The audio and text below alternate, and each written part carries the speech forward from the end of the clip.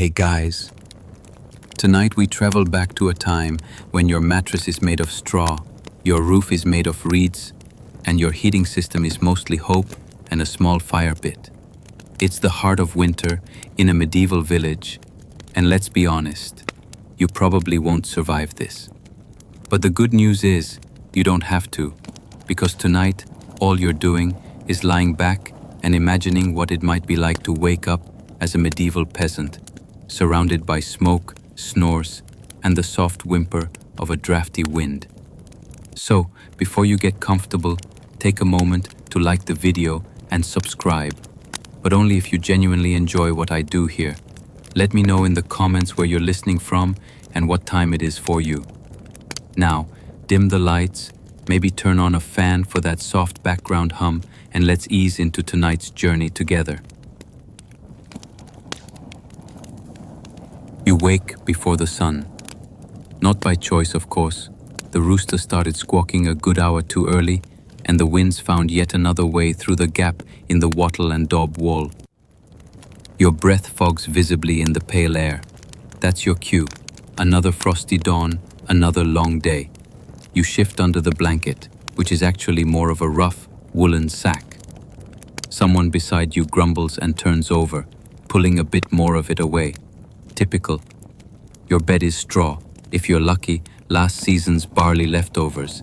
If you're less lucky, it's straw that's been slept on for weeks, shared with fleas, and occasionally stirred by a rat with ambitious dreams.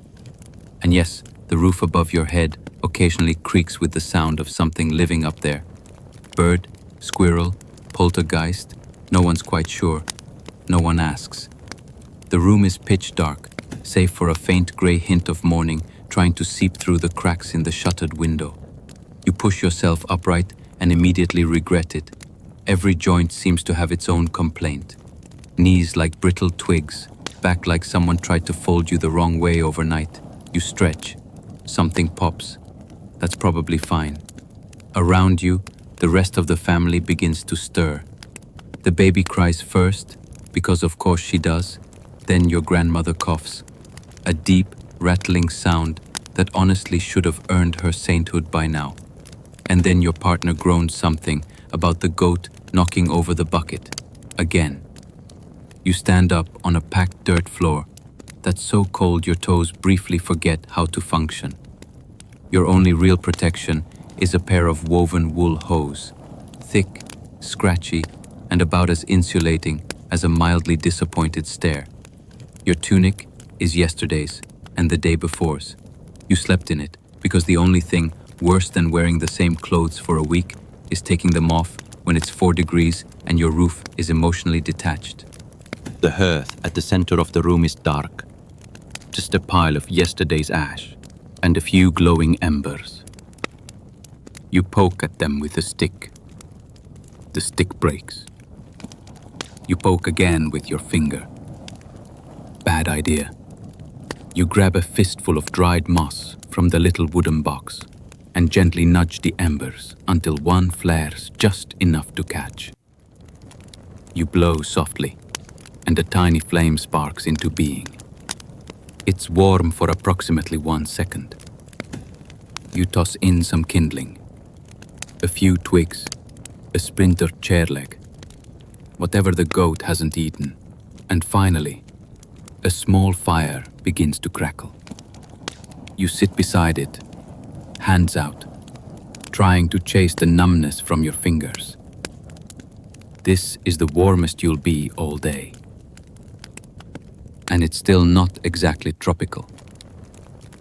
You sip from a small clay mug. Technically ale. Realistically, something between vinegar and dishwater. It's warm though, and safer than the water, which has had some incidents. Historians still argue whether early morning routines in medieval households were strictly structured or chaotically improvised. Some evidence suggests a rhythm tied to daylight and chores. Others say it was mostly whoever screamed loudest gets fed first. Breakfast, if you can call it that, is yesterday's crust of bread, hard enough to defend a castle with. You soak it in the warm ale and gnaw at the edges. Some mornings there's porridge, if someone remembered to soak the grains the night before. This morning, someone didn't. Outside you hear a neighbor already starting their day, yelling at their ox, mostly. Another door creaks open. Feet squelch through something. There's a chorus of chickens, a groaning yawn from an unseen man, and somewhere in the distance, a very confused cow. You try to brush the hay off your legs and lace up your boots. One lace snaps, the other's been knotted 5 times. You tie them anyway. The leather's stiff, cold, and smells faintly of wet dog. That might actually be from a wet dog. The neighbor's dog likes to sleep beside your door for warmth. You don't mind. You're not entirely sure you wouldn't swap spots with him some nights. The baby cries again. You rock her gently, her little body wrapped in a scrap of wool and a lot of hope. The fire crackles. A bit of smoke drifts sideways before heading up through the smoke hole in the ceiling. Or trying to. Most of it politely sticks around to keep you company. You glance up, the thatched roof, patched with moss and mystery, lets in just enough light now to see your breath sparkle in the air like you're a medieval dragon, just with less treasure. And no fire breathing. Well, except the one time you tried that turnip mash with fermented leek, that was close. It's cold, yes. But there's a rhythm to it, a daily pattern, the rooster, the embers, the bread brick breakfast, the sound of the village slowly waking up beyond your door. You wrap a shawl over your shoulders, scratchy, brown, probably made from the wool of a sheep with anger issues. Still, warmth is warmth. And as you finally stand to face the day ahead, joints cracking again, the room fully awake now with noise and chores and clattering pots, you realize this is just the beginning. Winter may be long, but you've got fire, food, family, and your boots mostly match. That's already a win. You push open the wooden door with your shoulder. It sticks in the frame as it always does, when the cold swells the wood and freezes the latch, and step outside into a morning made entirely of fog, frost, and complaining knees. The earth crunches faintly beneath your boots, stiff with yesterday's mud now hardened like old porridge. The village lies quiet in that in-between hush, not quite sleeping, not yet bustling, just bracing. The breath you exhale puffs into the air and hangs there for a second, like it's too lazy to drift. Across the path, a neighbor wrestles with a water bucket that's frozen solid. He grunts something that might be a curse or a prayer, possibly both. You nod respectfully and shuffle on. Frost clings to every surface. Thatched roofs sparkle with tiny ice crystals. The pigpen fence looks glazed, like someone tried to frost it with sugar, but only had bad intentions. Your own breath fogs and curls inside your hood, which does little more than trap cold air around your ears. You pull your shawl tighter, the wool prickling your skin through the gaps in your tunic. Water is a priority, so you head for the communal well. The bucket's rope is stiff, and your fingers are already complaining. The crank squeals like it's auditioning for a tragedy, but you manage to lower the bucket, break through a thin crust of ice, and haul it up again, sloshing and steaming faintly in the cold. Small victory. You carry it home with both hands, arms trembling slightly. Water is heavy, and you are not quite awake. Historians still argue whether medieval villagers had designated water fetchers, or if everyone simply shared the job based on who drew the shortest metaphorical straw each morning. Either way, you drew it today. The fire is still going, which is a relief. You hang a small iron pot over the flames, pouring in a bit of water and dried oats from a pouch that's seen better days, possibly in a different century. The porridge bubbles, slowly and suspiciously. Someone adds a scrap of dried apple. Someone else sneezes directly into the air, then walks away like they've performed a blessing. You stir and try not to think too hard. As the house warms, you hear more of the village stirring. A door slams. A rooster remembers it's supposed to crow, and does so with gusto and absolutely no talent. Children's voices echo down the lane, laughter, bickering, something about a haunted carrot. You don't ask. You eat quickly. Porridge clings to the sides of the bowl, like it's auditioning for a permanent residency. You scrape what you can and hand it off to the dog, who accepts it like it's the king's feast. He licks the bowl clean, then licks the floor for good measure. Smart dog. Outside again, you tend to the animals. The goat eyes you like you owe her money. She's warm at least. Goats generate heat like they're powered by resentment and barn gossip. You muck out her pen, muttering softly. Your hand outside again, you tend to the animals. The goat eyes you like you owe her money. She's warm at least. Goats generate heat like they're powered by resentment and barn gossip. You muck out her pen, muttering softly. Your hands go numb, then itchy, then numb again. You remember to bend your knees. Barely. You feed the chickens, scattering what little grain you can spare. They cluck and flap and occasionally look you in the eye in a way that feels vaguely accusatory. There's always one hen that seems to know your secrets. She's watching now. You nod and move along. You make your way to the wood pile, what's left of it. Firewood is precious. Most of the good logs were burned weeks ago, and what remains is damp, crooked, or one squirrel's sneeze away from useless. You stack what you can carry. It smells of moss, mold, and hope. Chores like this, early, cold, repetitive, make up most of a peasant's life. It's not glamorous. No one's writing ballads about the guy who successfully hauled turnips through the frost. But it keeps you alive. And occasionally, it even keeps you warm. There's a patch of sun now, breaking through the fog like a shy blessing. You stand in it for a moment, arms limp, soaking up every drop. It's faint, fleeting, and absolutely glorious. Someone sneezes nearby. The moment passes. By now the village is alive. Smoke curls from chimneys. Someone's pounding flax. A woman carries a baby and a loaf of bread in the same arm and still manages to swat a boy with the other.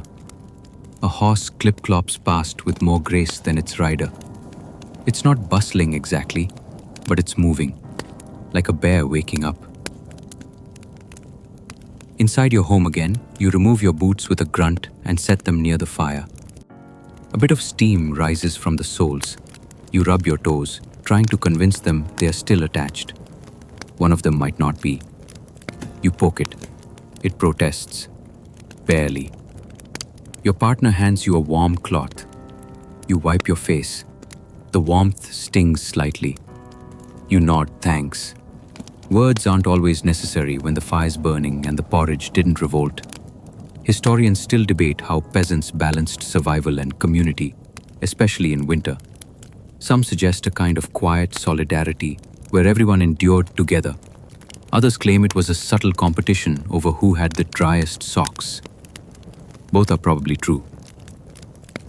You lean back on a bench that creaks ominously and let your eyes close for just a moment. The fire crackles. The dog sighs. The goat bleats faintly from outside, probably judging you. The porridge has settled into a consistency best described as patch plaster. And in that moment, cold fingers thawing and belly halfway full, you remember this.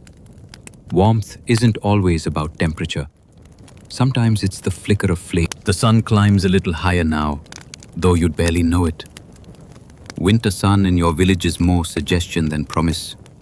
Thin light filtering through low clouds, casting a silver sheen across everything, like the world has been dusted in flour. It's not warm, exactly, but it's not completely cruel either. Just resigned. You lace up your boots again.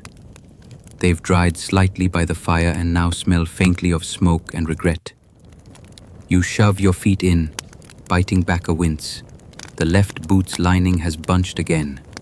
You think about fixing it, then you think about not fixing it, and choose the second option. Classic medieval self-care. Time to head out again. You grab your tools, a dull hoe, a wooden rake missing a few teeth, and a coil of fraying rope. All essentials, all a little cursed. You sling them over your shoulder, step into the lane, and join the slow procession of villagers trickling out toward the fields. The village fields, blanketed with frost, stretch out before you like a stubborn patchwork quilt. Not lush, not generous. Just the earth, waiting, sleeping under the cold. You follow the muddy path alongside your neighbors, everyone walking with the same hunched determination, like people who've learned not to expect warmth before noon. Your breath plumes with each step. A cow lowing in the distance echoes like a bass note across the frosty fields. Somewhere nearby, a dog barks once, sharp and pointless. Classic medieval dog behavior. Everyone ignores it. You reach the edge of your plot and set to work. Not farming, not yet. It's winter, after all. But maintenance, clearing brambles, checking fences, making sure the little boundary stones are still where they're supposed to be, and not mysteriously shuffled again by your neighbor who swears he doesn't move them, but whose side of the field keeps mysteriously growing. Historians still argue whether boundary disputes were genuine accidents or just passive-aggressive land grabs performed at night by torchlight and sheep distraction. The sheep, it turns out, are not innocent. You swing your hoe gently at a stubborn tuft of frozen grass. The tool bounces off. You try again. It bounces again. You sigh and lean on the handle. Your arms are tired. Your knees are tired. Even your thoughts feel like they're wrapped in old wool. After a while, you take a break. There's a rock you always sit on, flat, mostly dry, vaguely throne-like. You perch, sipping from a small leather flask that contains something warm and herbal. Not delicious, not deadly. Somewhere in between. Your grandmother swears it clears the humors. You're not sure you have humors anymore. You munch on a small hunk of bread, wrapped earlier in cloth and hidden under your tunic for warmth. A neighbor ambles past and waves. He's carrying a bundle of twigs he claims they're kindling. They're probably also his midday pillow. You nod. Conversation requires energy neither of you has. There's a sort of peace to this work. It's not exciting, it's not dramatic, but it's known. Each motion, each frozen splinter of soil, every frost-bitten weed, it's all part of the rhythm. You move like your ancestors did. Not because it's sacred, but because there's really no better idea. The wind picks up, slinking around your ankles like a nosy ghost. You shiver and tug your cloak tighter. Cloaks, by the way, are essential winter gear, not fancy, not flowing, just practical hunks of thick wool, often inherited, occasionally patchy, always mildly damp. You check your fingers, still there, still moving, barely. You flex them like you're making a point. The point is mostly cold. Somewhere behind you, a voice calls out.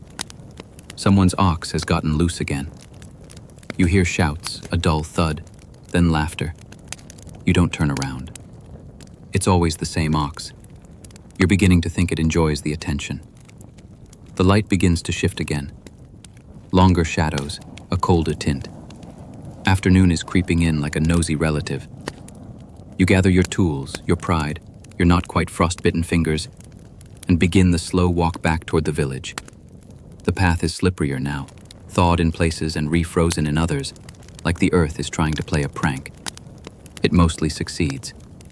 Back in the village, smoke now pours from chimneys like old stories. You smell stew, or at least an approximation of stew. You can hear faint laughter from one house, a lute string being tuned, or possibly tortured, in another. The sound of home. You duck inside your own cottage, and the warmth hits you like a gentle slap. Someone's been tending the fire. The stew pot bubbles, a little aggressively, but you're not complaining. It smells like root vegetables and ambition.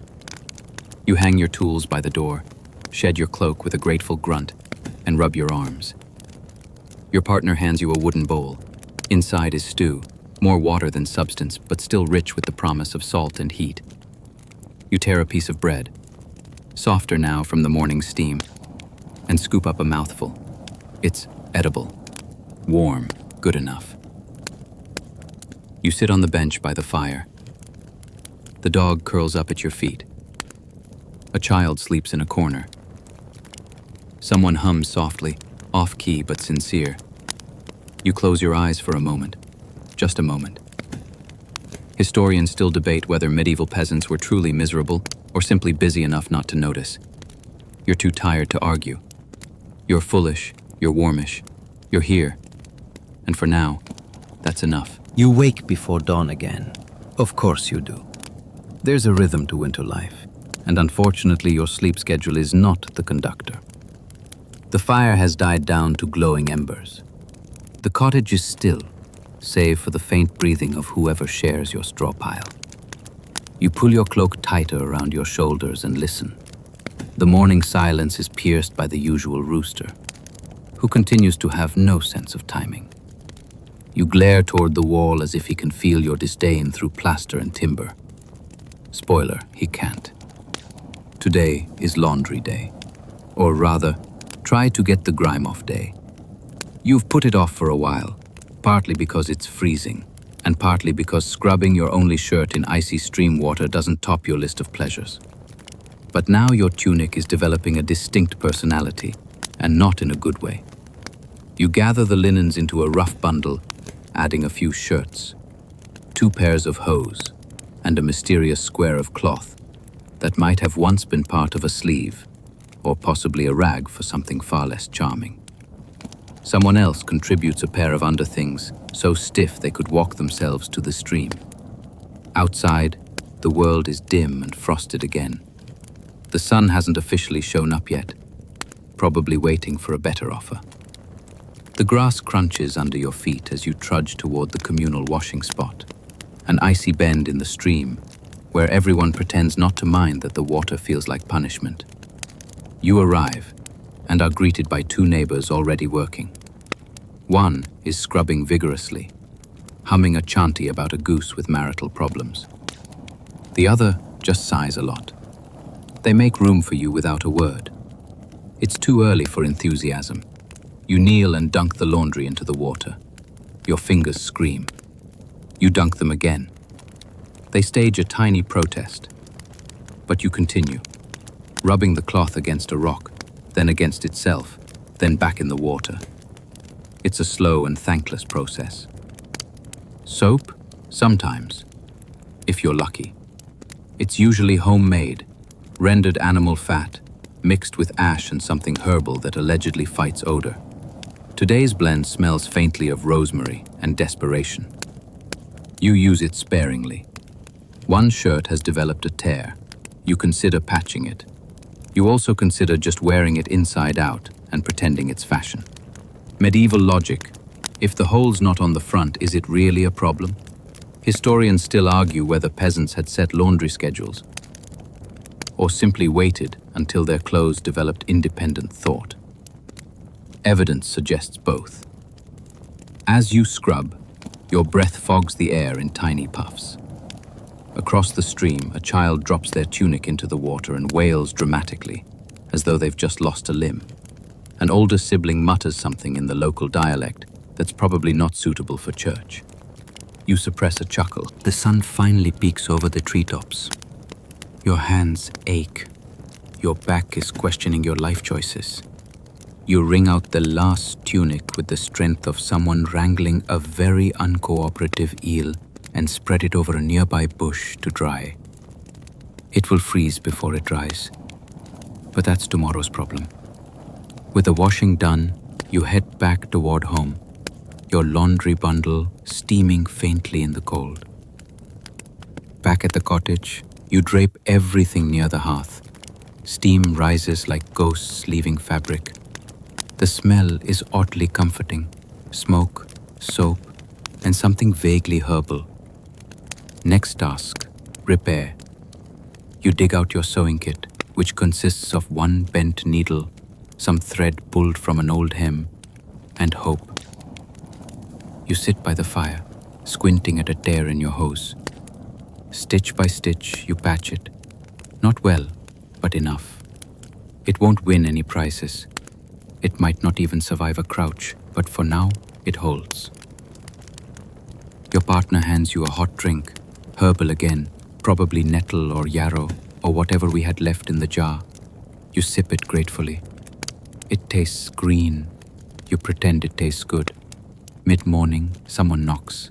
It's your neighbor inviting you to the community oven. It's baking day, bread mostly, but sometimes pies or pastries if someone has managed to hoard butter or apples. You grab your dough, shaped and proofed last night, and wrapped in cloth like a sleepy child. Time to bake. The community oven is a stone structure near the edge of the village, shared by everyone and kept warm with well-timed firewood sacrifices. Today, a line has already formed. People chat in low voices, shivering, swapping news. Who's got a cough? Who saw a comet? Who swears their goose is speaking Latin again? You slide your dough into a corner of the oven. It sizzles slightly, promising. While it bakes, you warm your hands near the fire and listen to stories. One woman swears her husband's been cursed since Michaelmas. Another claims to have seen a glowing dog in the woods. No one questions it. Glowing dogs are oddly common in these tales. Your bread is done. You pull it out, golden, crackling, and only slightly scorched on one side. It smells like victory. You wrap it again, say your goodbyes, and shuffle home. Back inside, your family gathers around the fire. The bread is broken, shared, and dipped into warm broth. It's the kind of meal that doesn't just feed the body, it quiets the chaos, if only for a moment. You lean back, warm drink in hand, laundry drying behind you, patched hose on your lap, and sigh. Historians still debate whether medieval domestic life was burdensome or bonding. You're beginning to suspect it was both. The morning fog has lifted, though the cold hasn't. You bundle up once more. Wool cloak, batch gloves, a scarf knitted by someone with more love than talent, and head out into the wide, uneven sprawl of fields that make up the village commons. It's chore time, which is to say, your entire existence. The land doesn't care that it's cold, and neither do the sheep. Your boots squelch through half-frozen mud. There's a strange science to medieval ground. Half of it is hard as stone, the other half threatens to swallow your foot whole. You tread carefully, offering up a silent prayer to the gods of traction. Today you're checking on the sheep, or more specifically, the one sheep you're technically responsible for, but share with two other families. She's got personality, grumpy, stub-horned, and judging you from across the pen like you've personally offended her by existing. You toss her a handful of hay. She chews it resentfully, as if daring it to be better. In the background, a pair of chickens stage a comedy routine over a crumb of bread, and one manages to land in a puddle. The squawk echoes off the hills like a miniature opera. You lean on the gate, enjoying the pause.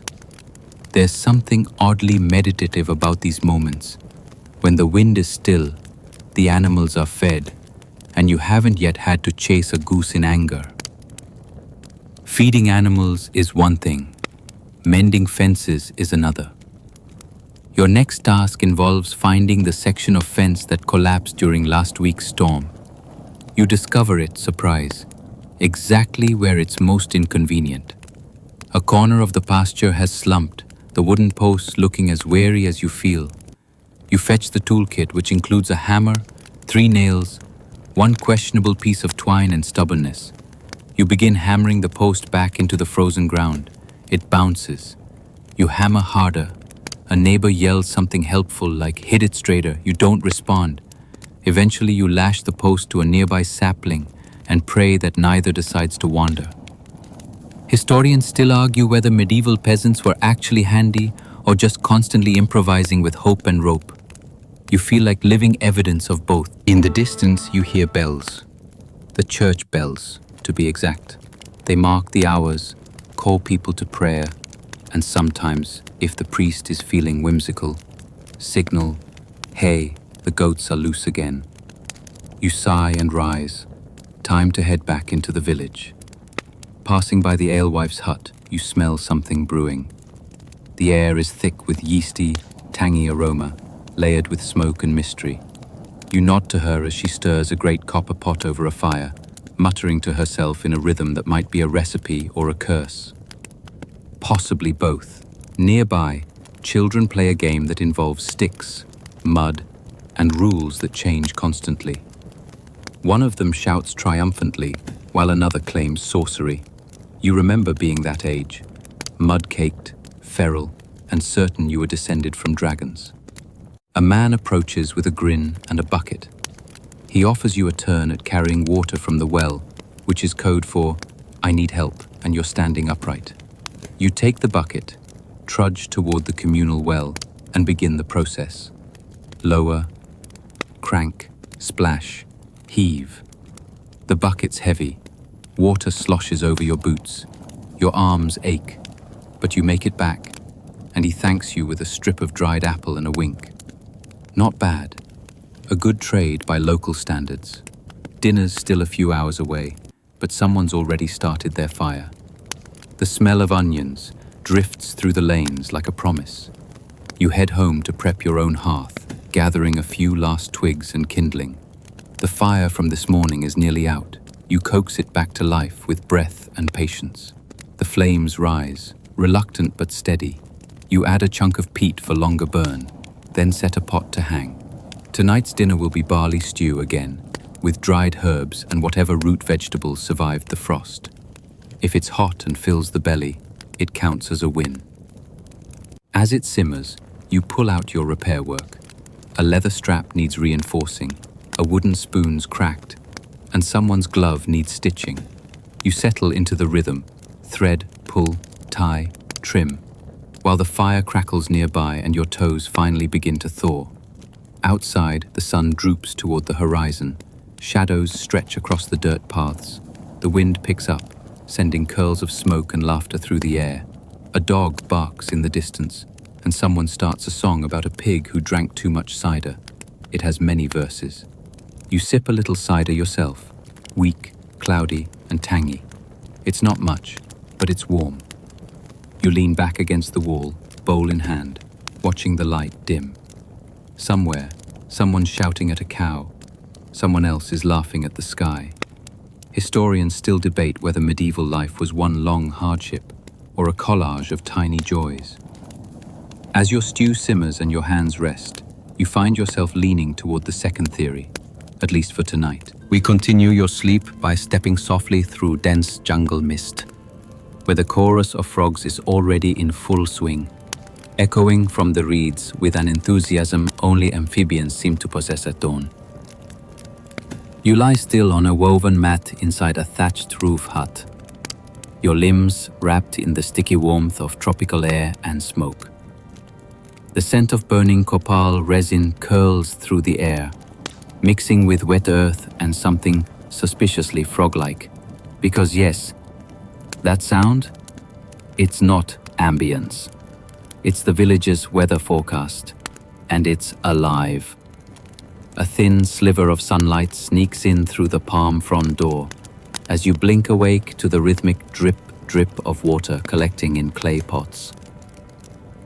You're in the lowlands of the ancient Maya world, where rain isn't just weather, it's prophecy, power, and possibly the best reason to stay in bed a little longer. But alas, that's not how this world works. You're about to begin a day that would confuse your smartwatch, involve more smoke than a barbecue competition, and teach you exactly what frogs and fire have to say about the coming rain. So before you get comfortable, take a moment to like the video and subscribe. But only if you genuinely enjoy what I do here. Let me know in the comments where you're listening from and what time it is for you. Now dim the lights, maybe turn on a fan for that soft background hum, and let's ease into tonight's journey together. You sit up, slowly, as your joints creak in protest. Not because you're old, but because sleeping on a reed mat doesn't come with orthopedic promises. The hut smells like smoke, wet clay, and chili peppers left too close to the fire. Somewhere nearby, a parrot screeches, offended by nothing in particular. Outside, the world is lush and awake. Your feet crunch on dry leaves as you step out, ducking beneath the doorway. The village hums with quiet industry, the shuffle of sandals, the low calls of greetings, and that frog choir, still going like nature's slightly damp symphony. You nod at a neighbor who's pouring yesterday's tamale water into a pit garden. You try not to look too closely at what's floating in it. In Maya culture, frogs are not just background noise. They're the loudmouthed harbingers of seasonal change. Their croaks crescendo just before the rain comes, sometimes even days before. Historians still argue whether this was true meteorological observation or confirmation bias fueled by many damp seasons and desperate cornfields. But here, it's gospel. If the frogs are singing, the gods are whispering. You follow the path toward the central plaza, feet brushing dew from the low grass. A few older villagers squat nearby, grinding maize with stone metates, their rhythmic scraping as steady as the sun's slow rise. You nod respectfully, even though your stomach growls, and your knowledge of ancient maize etiquette is shaky at best. A small boy runs past you, holding something squirming, a frog. He grins, proud, and points it toward the sky as if to say, "See, it's time." You wonder if the frog is just annoyed or secretly in on it. The Maya associated certain animals, frogs, owls, jaguars, with very specific messages. A frog doesn't just croak, it announces. You reach a communal bench made of polished stone, still cool in the morning shade. Nearby, a woman arranges small clay bowls filled with herbs, feathers, and bits of obsidian. You know these are for later, offerings.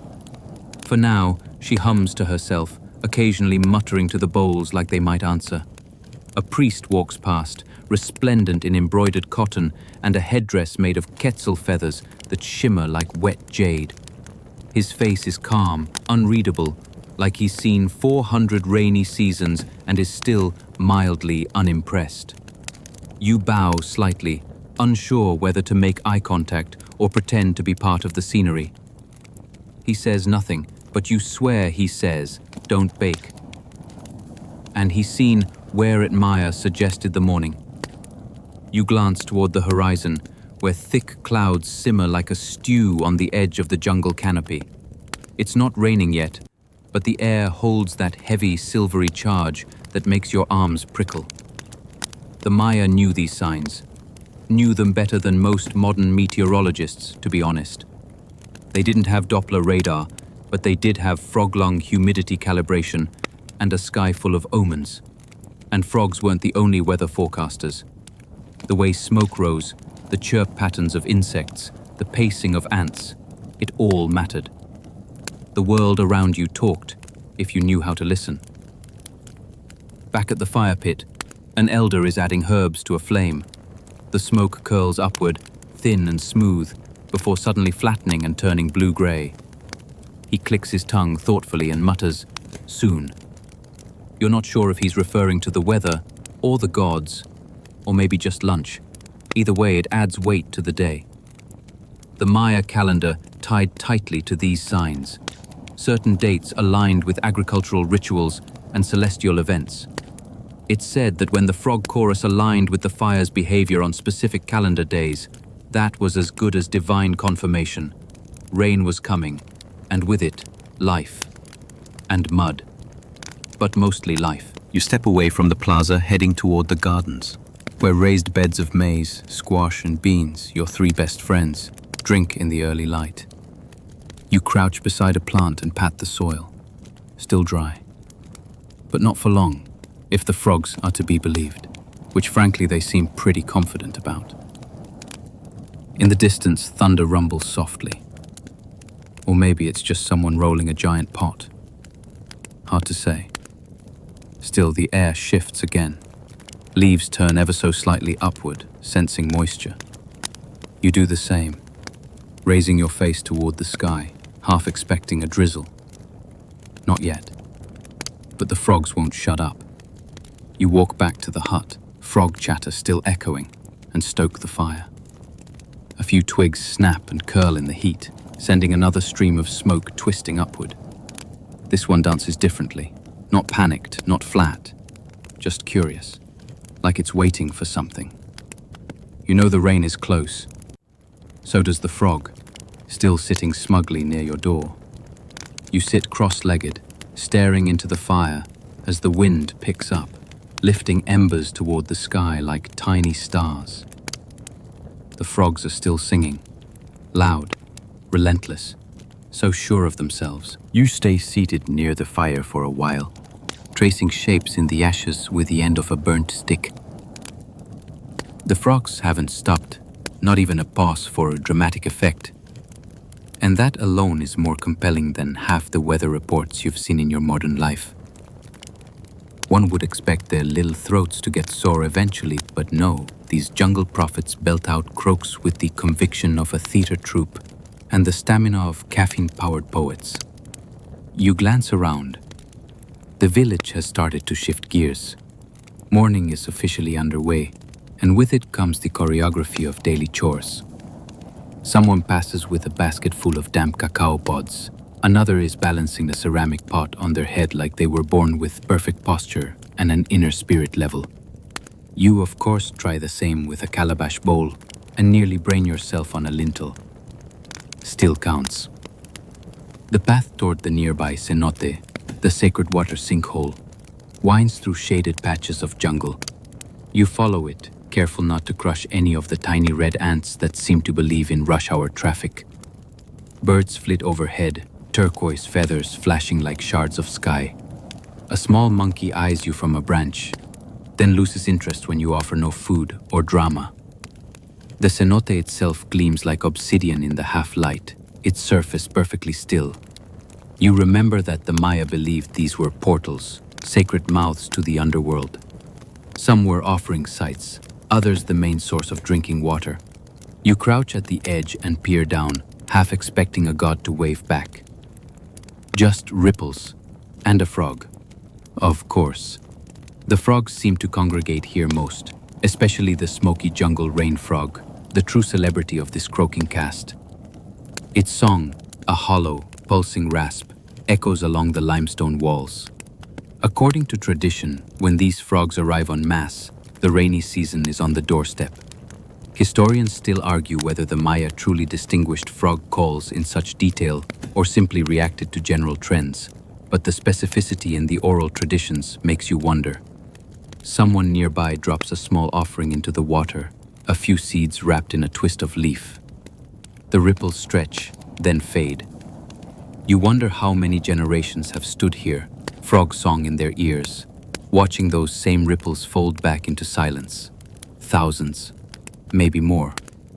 It's both grounding and slightly existential, but mostly it makes you thirsty. You scoop a little water with a gourd, letting it cool your hands. The Maya were meticulous about water storage and purity. Despite the mystical reputation, they were also deeply practical engineers. Some cities even had filtering systems using sand and charcoal. Not that you get that here. This is the village setup. If it tastes slightly frog-flavored, that's just tradition. On the walk back, you pass a group of children chasing each other with leafy branches. One of them holds a tiny clay frog. Its paint mostly worn off, but you can still see the wide-set eyes and exaggerated legs. Toys and totems blur here. A frog can be play, prayer, and prophecy all in one small package. Back at the village, the sun climbs higher, and the humidity settles in like a heavy blanket. You duck into a communal shelter where a few women are shaping tamales. The air smells of masa and steam, and honestly, if someone offered you a nap right here, you'd accept without shame. Instead, you get handed a tamale with a knowing look. Yes, it's bland, and no, you're not allowed to complain. As you chew, an elder begins speaking softly to a few gathered children. You recognize a myth, half remembered from earlier retellings. It's the story of the rain god Chak, who splits the sky with his axe and calls forth storms. His helpers? Frogs, of course, messengers and heralds. Their voices wake him, their dances bring the clouds. You glance at a nearby frog. It does not appear mythologically gifted, but it is chewing a beetle with serious intent, so maybe it knows more than it lets on. The Maya pantheon is vast and layered. Chak isn't just a weather technician. He's a force woven into the agricultural rhythm. Without him, no rain. Without rain, no maize. Without maize, well, let's just say bland tamales would become even blander. There's a deep reverence for this cycle, even among the youngest here. You notice a little girl arranging pebbles in a line near the fire. You ask what it means. She says it's the frog trail. You nod as if you understand, because honestly, you want to. Overhead, the clouds are heavier now, with a slate blue depth that suggests business. The air changes too, cooler, thicker, like the jungle is holding its breath. You hear a crackle behind you, and someone fans a fire with a palm frond. The smoke dances toward the heavens, then suddenly darts to the side. The elder watching it mutters something about the curl, which apparently is another signal. You try to imagine explaining this to someone in a boardroom. Well, the frog started singing, and then the smoke curled to the left, so we decided to plant maize early. Wouldn't fly, but here it makes complete sense. Here, the world speaks, not in forecasts or bulletins, but in patterns and patience. You listen, because listening might feed you later. The priest returns, this time carrying a ceremonial bowl with embers inside. He places it on a stone pedestal and scatters crushed herbs across the coals. A puff of blue-gray smoke billows upward and everyone watches.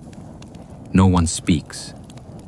The frogs take over again, louder now, if that's even possible. The priest closes his eyes, the children fall silent. And in the background, the first drops of rain, soft, spaced, as if the sky is clearing its throat. You step out from the shelter and tilt your head upward. The drops kiss your cheeks, cool and real. A frog leaps across the path in front of you and disappears into the underbrush. You swear it winks. You smile, because this is the forecast you didn't know you needed, delivered by frogs and fire, and probably more accurate than anything with satellites. Rain in the Maya world isn't just a weather event. It's theater, ritual, and reward all rolled into one. You stand beneath the thatched eaves of a low shelter, watching the drops dapple the packed earth floor into a muddy mosaic.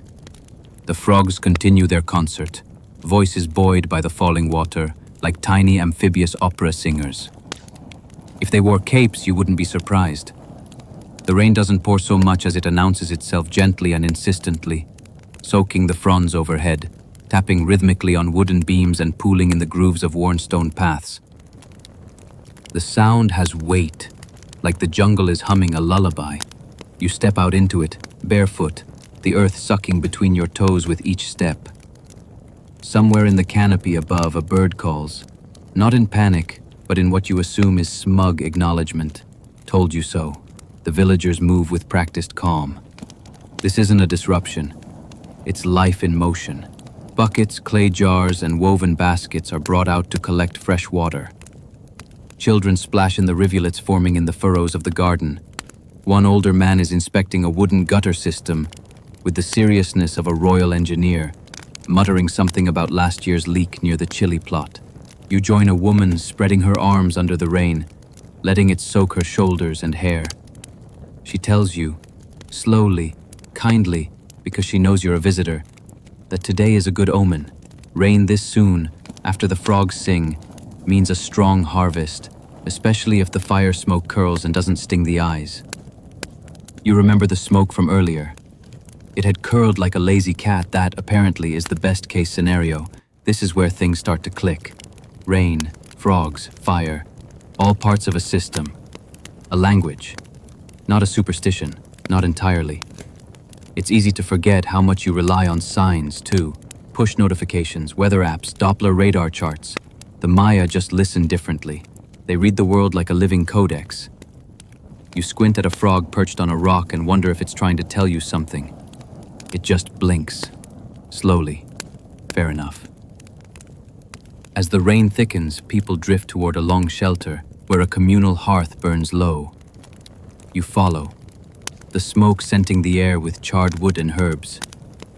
Inside it's dry, dim, and full of the kind of warmth that gets under your skin. Clay mugs are passed around. You take one. The liquid is thick, spiced, and not entirely sweet, likely an early form of kakao drink. It's gritty, a little bitter, but somehow deeply comforting. Like drinking a forest poem. The talk is soft, scattered. Someone shares a tale of a rain frog that turned into a prince. Well, not really a prince, more like a particularly charming maize farmer. The children giggle. Someone else adds that the frog had a hat. You want to ask follow-ups, but the tale shifts before you can catch up. Outside, the rain changes timbre again. A softer patter that brushes against the woven walls like distant applause. You close your eyes and let it lull you.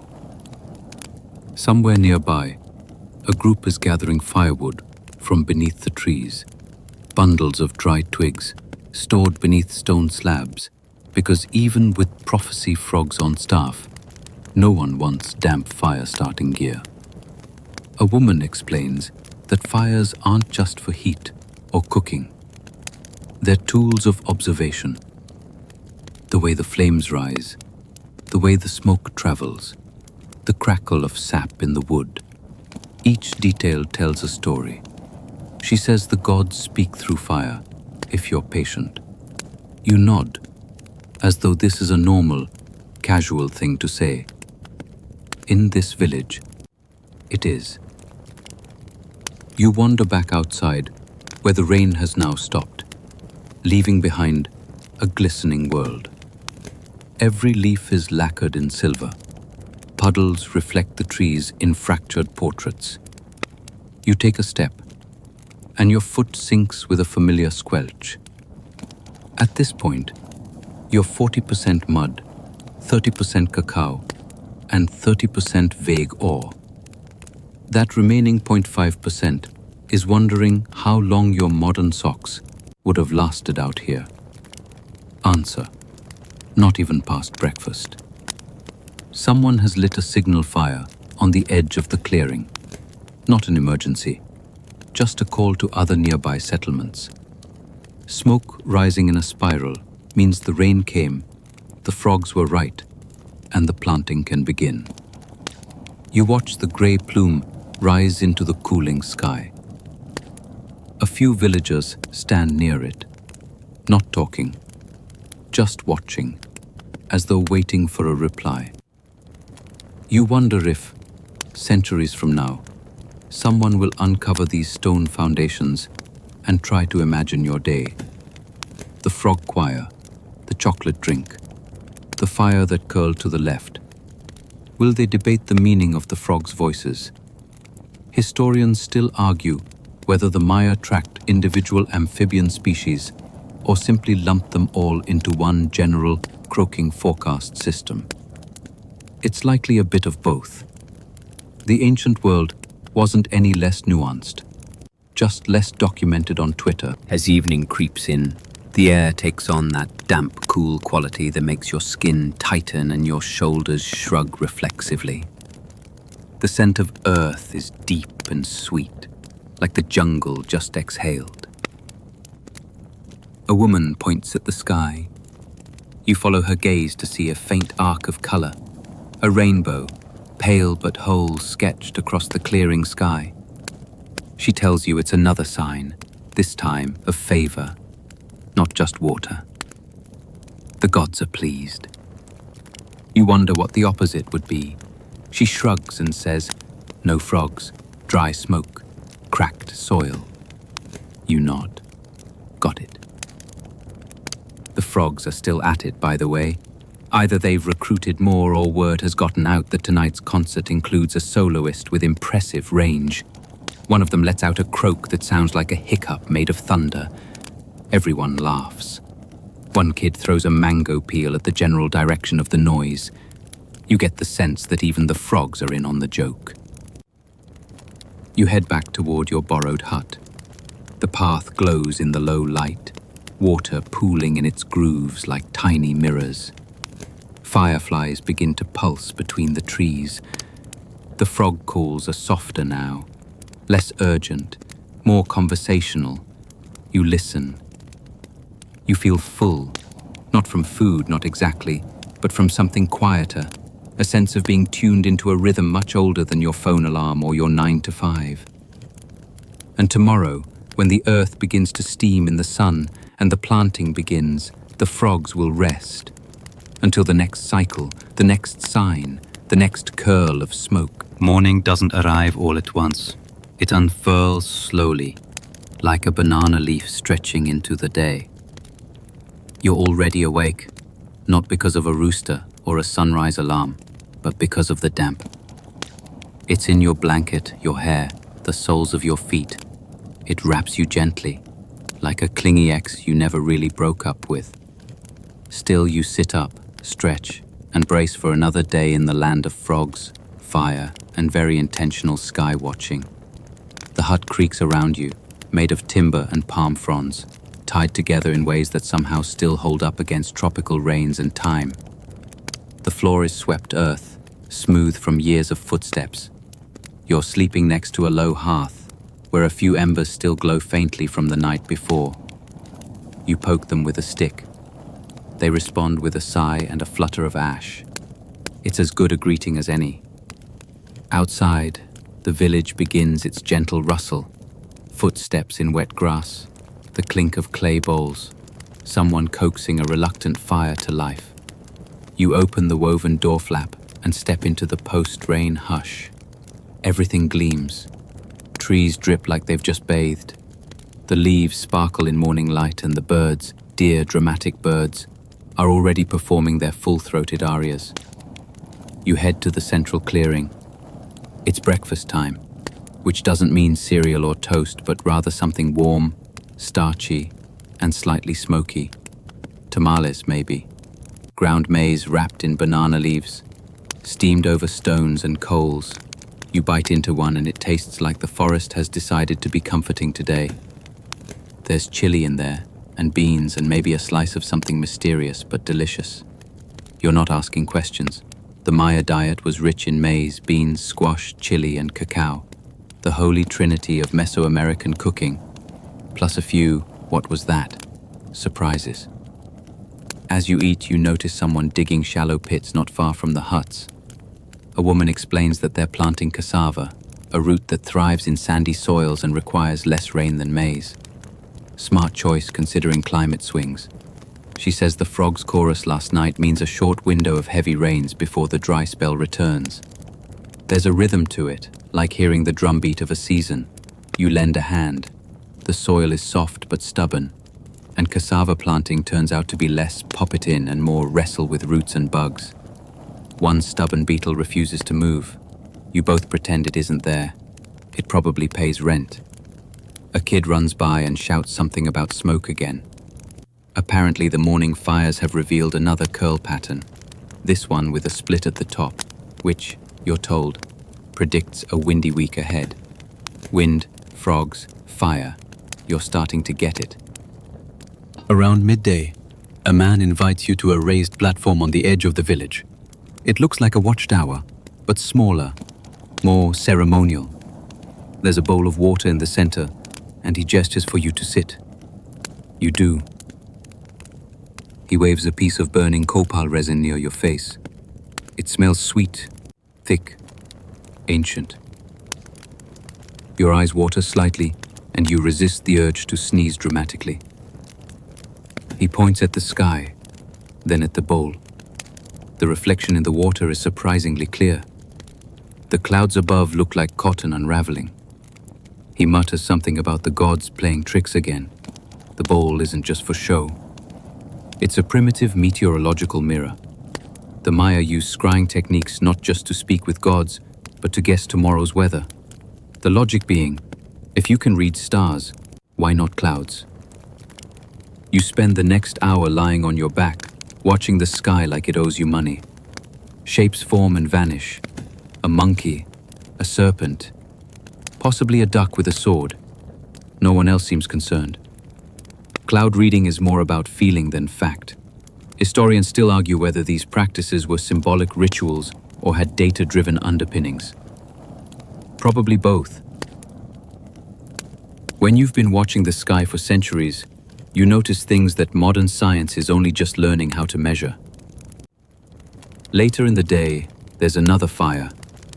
This one's special, set near a low stone altar outside the village. You're told it's for Chak, the rain god. You don't dress up, but you do rinse your hands in a bowl of flower-scented water, and you definitely don't step on the ritual herbs lining the path. There are offerings, cacao beans, maize flour, and yes, tiny clay frogs. You don't laugh. Nobody laughs. The frogs are sacred. Though one small child does try to stack them like tiny ceramic pancake. The fire is lit with a flint spark, and you watch the smoke rise again. It curls, slowly, steadily, then splits like the letter Y. The elders nod. You have no idea what it means. They explain that smoke behavior depends on wood type, humidity, air pressure, and magic.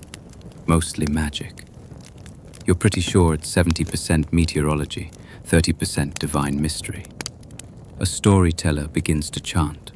His voice is gravel and honey, weaving tales of past years when frogs sang on the wrong day and the rains came sideways instead of down. He describes a time when Chak was angry and turned the rivers red. You realize with some irony that modern folklore has nothing on ancient weather complaints. You once panicked when a weather app said partly cloudy and it rained. These people got mythical floods. As the fire dies down, the frogs begin again, this time fainter, fewer, like they're packing up their musical instruments and preparing for a break. A woman whispers that if the frogs stop entirely tonight, the planting will begin in earnest tomorrow. If they sing again, it means one last storm. Either way, the fire smoke has said its piece, and the frogs, whether they know it or not, have backed it up. You return to the village with a sense of not clarity exactly, but calm. The kind of calm that comes from understanding, even if only a little, how another world reads its cues. You're not fluent yet in frog, but you get the idea. You wake the next morning to a silence so complete, it's almost suspicious. No frogs, no drums, no birds even. Just the creak of trees adjusting themselves and the occasional crackle from a dying fire. You sit up, stretch, and try to remember what the frog silence means. Then it hits you. Today's the planting day. Everyone else already seems to know. The village is buzzing, quietly, efficiently. There's no shouted orders or clanging metal, just movement, like a colony of ants that happens to wear woven skirts and carry baskets. You grab your own bundle of planting tools, which includes a digging stick worn smooth by years of use, a pouch of maize kernels carefully saved from last harvest, and a small amulet you were handed yesterday, shaped like, you guessed it, a frog. The fields aren't far, but they feel like another world. Cleared forest patches, edged by rows of stones, and marked with charred stumps from trees felled months ago. The earth is rich, dark, and freshly turned. A low mist still hovers in the hollows. Your task is simple. Jab, drop, cover. Jab with the stick, dropping 2 or 3 kernels. Cover with the side of your foot. Repeat until your back gives out, or someone hands you roasted sweet potatoes as a reward. As you jab, you think about the precision of it all. The Maya weren't randomly tossing seeds into dirt. They timed their planting according to celestial calendars, so intricate they make modern scheduling apps look like crayon drawings. One version of their calendar, the Harb, had 18 months of 20 days, plus a leftover 5-day danger zone at the end. That's right, a whole week that basically said, maybe don't leave the house.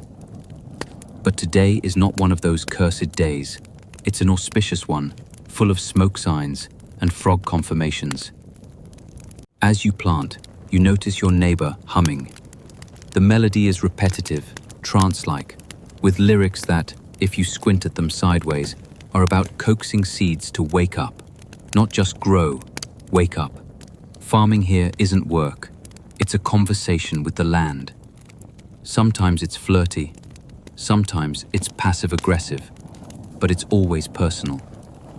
Midway through the morning, someone points to the sky. A lone bird circles overhead. A hawk, maybe. You're told this particular one appears every year during planting and disappears before the rains get serious. They call it the sky messenger. Historians still argue whether this was a literal omen or just a really punctual bird with seasonal habits.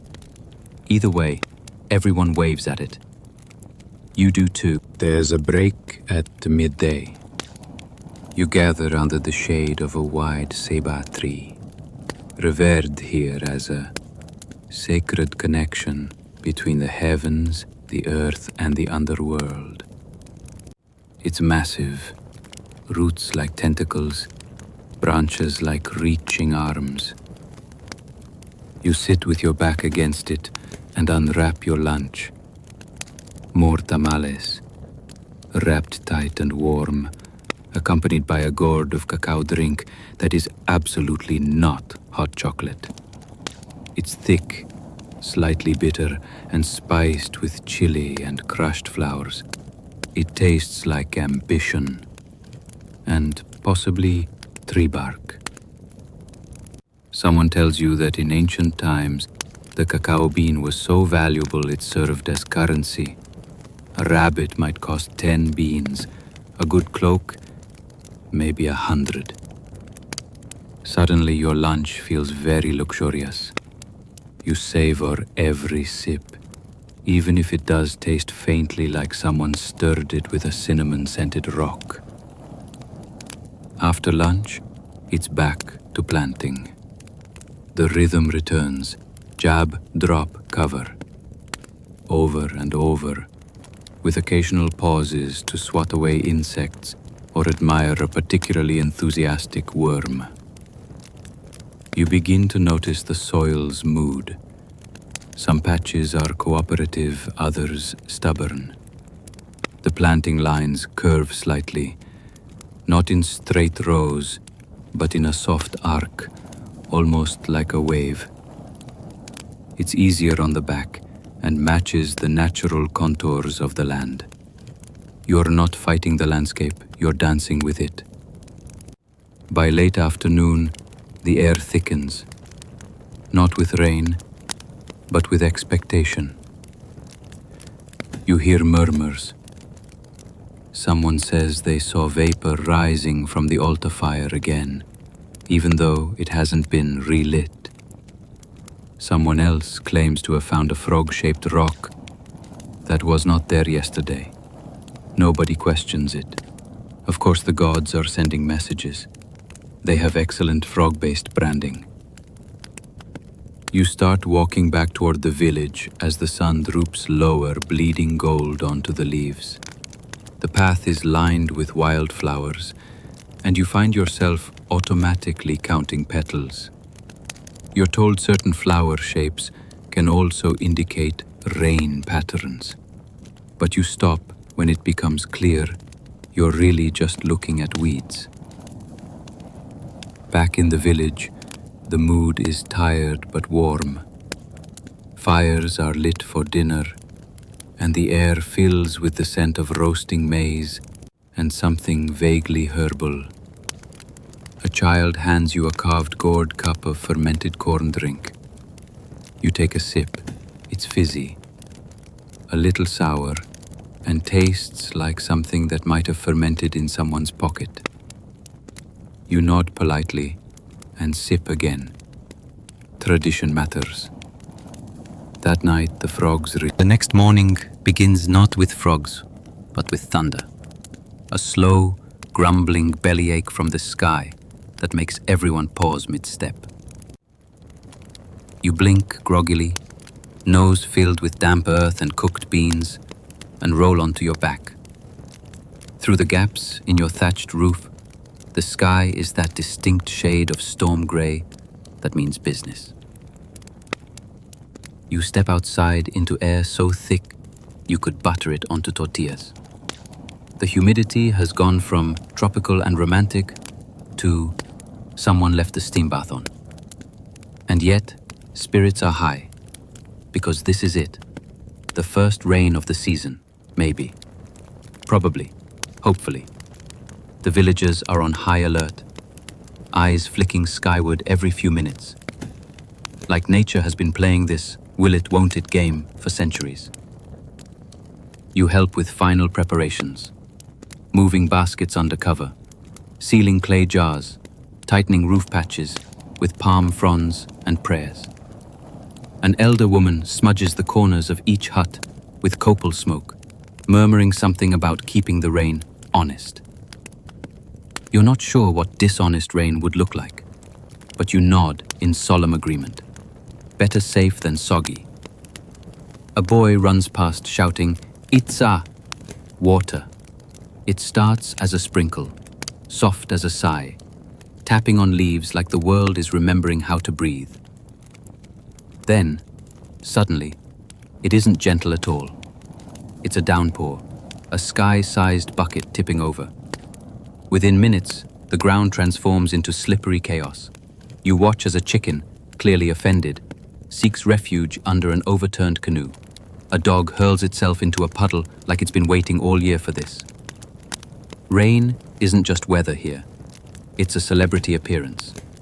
The kind you prepare offerings for, sing songs to, and gossip about after it leaves. In Maya culture, the Chak gods were the rainbringers. They didn't just show up, they arrived with flair, wielding axes that struck clouds, unleashing water and thunder in one dramatic swipe.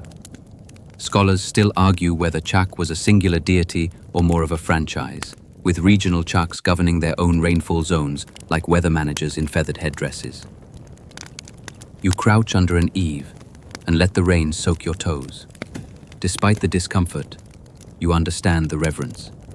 Without this, the maize won't grow, the beans won't sprout, the frogs won't sing, the people won't eat. Later, when the storm calms down to a drizzle, the village regathers at the fire pit. Clothes cling to backs, hair drips, but eyes sparkle. Everyone's a little rain drunk, giddy with the first downpour. You're handed a bowl of soup so hot it fogs your eyebrows. It tastes of pumpkin, chili, and something tangy you can't quite place. Someone winks and says, "Frog broth." They're joking, probably. Once dry enough to function again, you're led to a raised platform near the center of the village. There, elders arrange ceremonial items, a painted gourd, some maize cobs, a carved wooden frog with one missing leg, and most curiously, a bundle of charred sticks arranged in a spiral. This is the fire snake, you're told, and it's about to be lit. The ritual is for gratitude, rain guidance, and symbolic cleansing. The fire snake burns slowly, winding inward, its smoke curling upward like a question mark to the gods. You inhale and immediately regret it. Whatever's on those sticks is powerful. Your eyes water. Someone hands you a small leaf to sniff. It helps a bit. Then someone else hands you roasted cacao beans. That helps a lot. The ceremony continues with soft chants. Each verse repeats 3 times, and with each repetition your brain fogs over slightly more. It's like someone wrapped your consciousness in a damp towel and told it to hush. There's comfort in the repetition, the firelight, the rain smell still hanging in the air. During the lull, you overhear a tale. How ancient Maya diviners once used frog movements and fire patterns to predict not just rain, but the exact number of days it would last. Frogs hopping west, 3 days. Smoke drifting leftward, prepare for storms. If a frog leapt into the fire, well, that meant everyone needed to fast and pray. Historians still argue whether these omens were systematically recorded or just passed down as frog-based folklore. The story is interrupted by an explosion of laughter. A child had imitated a frog too well. and startled an elder into dropping a bowl. It shatters, but nobody scolds. Instead, someone offers the child a maize cake in congratulations. Apparently, that frog impression had spirit. Evening settles in like soft cloth. The fire snake burns its last curl, and the crowd begins to drift. You linger by the embers, watching as tiny sparks leap like excited insects. A frog chirps. Then another. It's not a chorus yet, but it's a start. You smile. Back at your hut, the roof has held, mostly.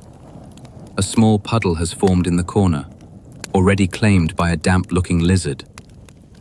You ignore it and flop onto your mat, still warm from the sun earlier. Outside, the frogs are tuning up again, testing notes like a sleepy orchestra. You realize, with a strange kind of peace, that you don't need weather apps here.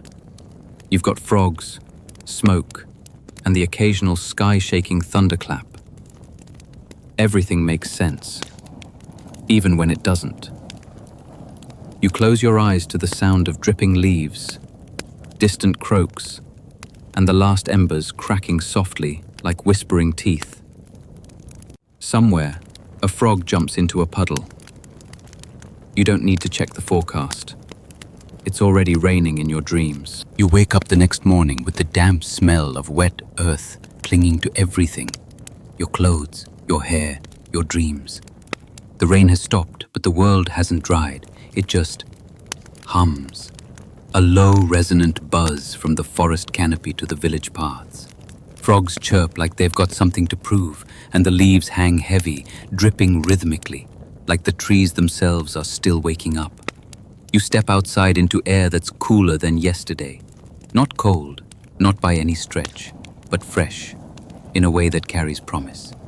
The promise of planting, of drinking water that doesn't need to be boiled twice, of maybe, just maybe, less scratching. The insects haven't gotten the memo yet, though.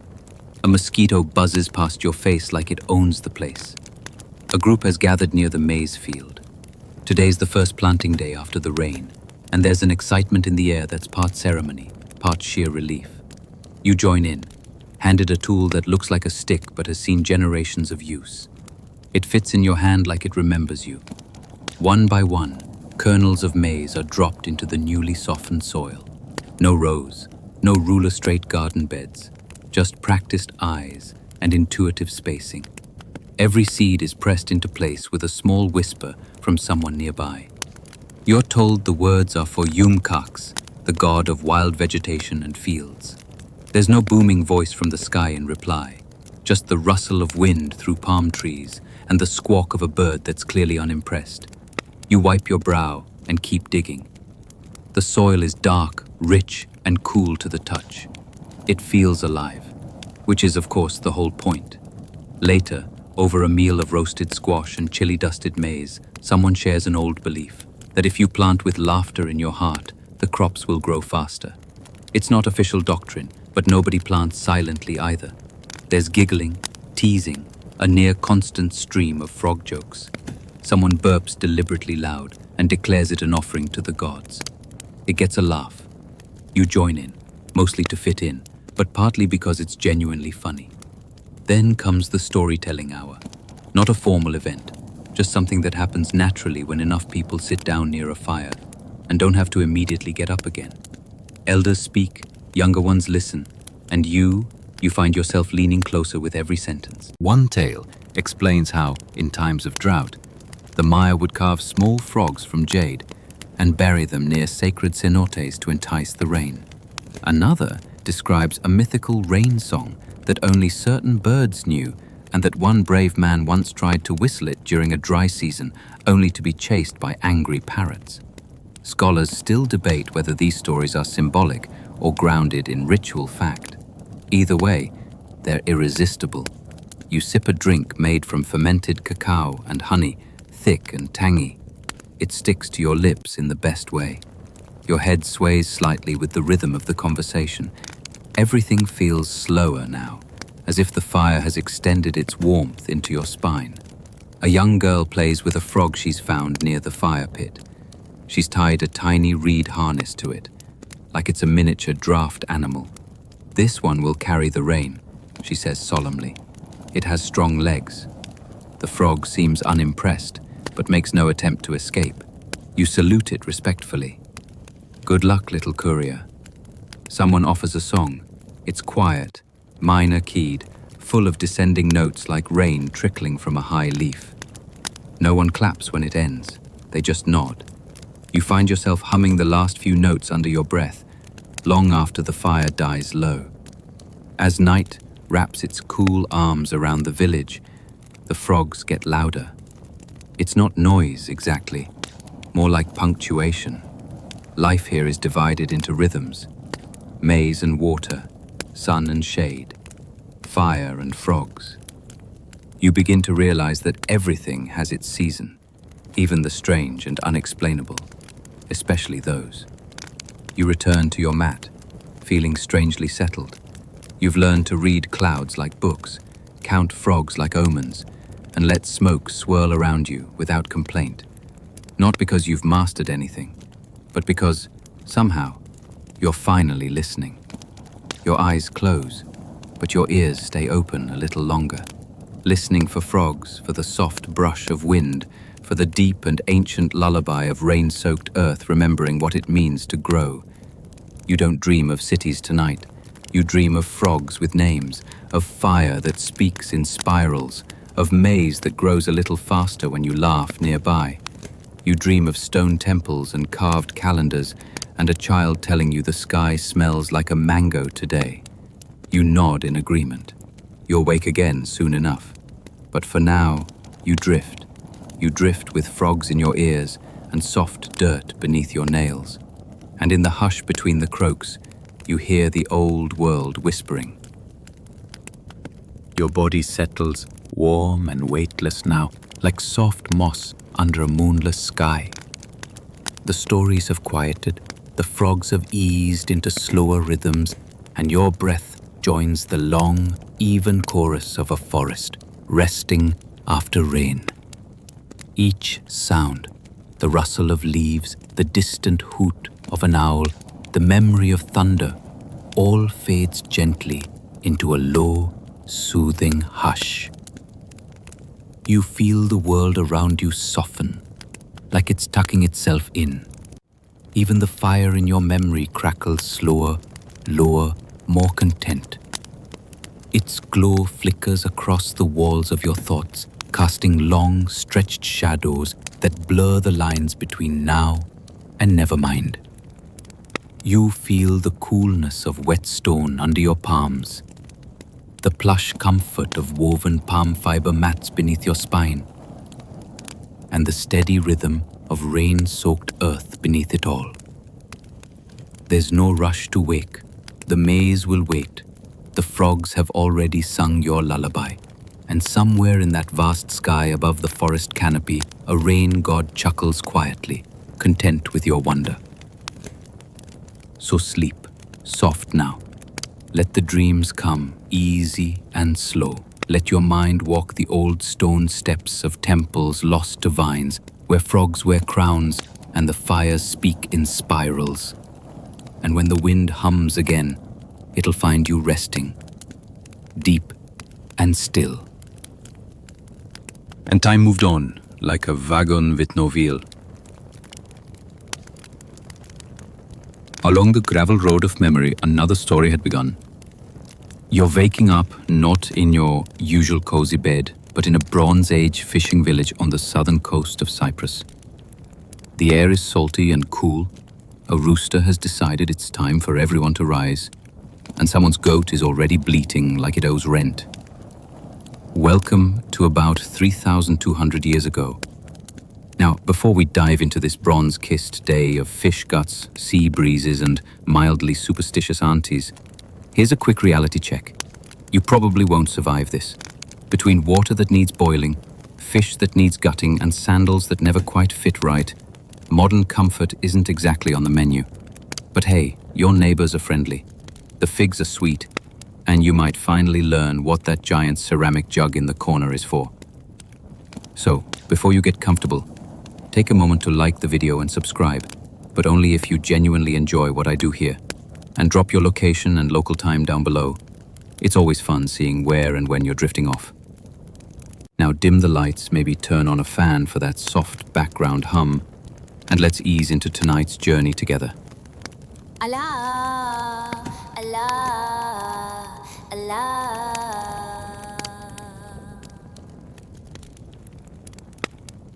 You wake up to the slap of sea wind and the faint, rhythmic creak of wooden shutters. Morning has broken over the sea, painting the coast in slow, shimmering pinks. The mud brick walls around you are still cool from the night, but not for long. You pull on your woven tunic, it smells like smoke and sleep, and step outside into the soft crunch of dry soil. First stop, the shoreline. Your stomach growls, but breakfast has to wait. Fishing nets don't untangle themselves. A few other early risers are already down by the boats, their backs hunched like commas, hands busily working through thick nets strung between posts. You join in, fingers nimbly separating loops, checking for tears, occasionally flicking off a curious beetle. The scent of seaweed lingers in your nose, earthy and persistent. You don't fish with rods here. This is net country. You, your cousin with the excellent shoulder muscles, and 3 other villagers push a narrow boat into the shallows. It wobbles, water slaps against your calves, and someone drops an oar. Again. Out at sea, there's little conversation. Just the wet slap of nets, a few muttered prayers to sea gods, and the quiet competition of who pulls up the most sardines. You do okay. Not great, but your neighbor hauls in a basket of silver-scaled mullet and won't shut up about it. He'll be dining smug tonight. Back on land, the sun is higher now, and you can feel its heat sneaking through your tunic. A gaggle of children race barefoot between huts, carrying small ceramic pots for water. They're shrieking about a crab that allegedly bit someone. Again. It's unclear whether the crab is real or legendary. At your household's central hearth, A flat stone griddle warms over glowing coals. Your aunt, sharp of tongue and elbow, slides a round of barley bread onto it with all the flair of someone who's done this more times than you've had thoughts. She eyes your fish haul, nods once, and gestures for you to start cleaning. Good, rinse, salt, repeat. Breakfast is simple. Barley bread, olives, maybe some fermented goat cheese if the moon was kind to the dairy pots. You sit cross-legged beside your cousin and chew slowly. There's a peace to it, the kind of silence made richer by low wind, chewing goats, and someone singing off-key in the distance. Historians still argue whether Bronze Age Cypriot villagers truly lived in nuclear family units or broader communal households. Based on your current breakfast situation, 3 generations, 2 dogs, 1 parrot, and a random trader sleeping off too much wine, it definitely feels communal. While eating, you hear news. A ship docked at the cove before sunrise. A merchant from Ugarit, or maybe Egypt, no one agrees. He brought copper ingots and strange green beads. Trade is the heartbeat here. Even your village, tucked between rocky hills and sleepy olive groves, pulses with far-off echoes. One uncle says he once saw a Messenian with gold teeth. Another says that's nonsense. A third says he was that Messenian, which frankly doesn't hold up. The sea breeze picks up. Fish guts, baking bread, olive smoke, and warm morning sun. Your senses are full. There's talk of a frog singing last night, loud and early. That's important. Frogs singing after the dry season. Big omen. Might mean rain, might mean trouble. Or, according to your skeptical aunt, it might just mean frogs do what frogs want. One quirk of village life. The frogs are your accidental meteorologists. Locals swear by their croaks. Some even claim that different pitches signal different weather patterns. A low gurgle? 3 days until rain. A high trill? Clear skies but possible goat misbehavior. You're pretty sure someone made that last part up, but no one challenges it. Anyway, the frogs might have been on to something. A low roll of clouds curls in from the west, barely visible behind the distant hills. Not stormy, just thoughtful. The kind of cloud cover that brings a soft sprinkle, or a blessing, depending on how many frogs you've seen lately. As the village begins to stretch into the day, the quiet intensifies. You wouldn't think a place this full of chickens and gossip could hold such stillness, but here it is. The sounds shift from chaotic to rhythmic, from a sleepy start to a sort of dusty choreography. You brush off your hands, stand, and head toward the middle of the village, where the day truly begins. Not just with work, but with the ancient sport of light complaining, religious speculation, and trying not to trip over baskets. You've got fish to smoke, nets to repair, and one very nosy cousin already asking why you haven't gotten married yet. It's going to be a long, oddly satisfying day. By mid-morning, the village is fully awake. Chickens scatter like gossipy tumbleweeds, and someone is loudly scolding a goat that's managed to wedge itself between two grain jars again. You step into the heart of daily motion, a small plaza of packed dirt where trade, chatter, and sheer Bronze Age hustle collide. You're on smoking duty today, which sounds exciting until you realize it's mostly just standing by a clay oven while your clothes slowly absorb the smell of charred mackerel. Still, it's a quiet task, and there's satisfaction in the repetition. The fish are strung up with thread made of flax fiber, surprisingly strong for something that looks like sleepy hay, and the smoke curls upward, slow and fragrant, dancing in the beams of light. The smoker is a simple dome-shaped oven, half kiln, half oversized teapot, and the method is ancient but clever. Coals are banked, green branches are added for flavor, and a little clay door is wedged open just enough to let the smoke escape slowly. You crouch, watching the silvery skin of the fish take on a darker hue, and try not to inhale a tiny pine beetle that's found the smoke just as appealing. Historians still argue whether these ovens were used only for food, or if some doubled as places to fire pottery, or even for low-temperature metalworking. You're inclined to believe it's all of the above. There are very few things in this village that do just one job. Your neighbor, an older man with the enthusiastic beard of a retired sailor, ambles over holding 2 ceramic jars. "Salt swap?" he offers.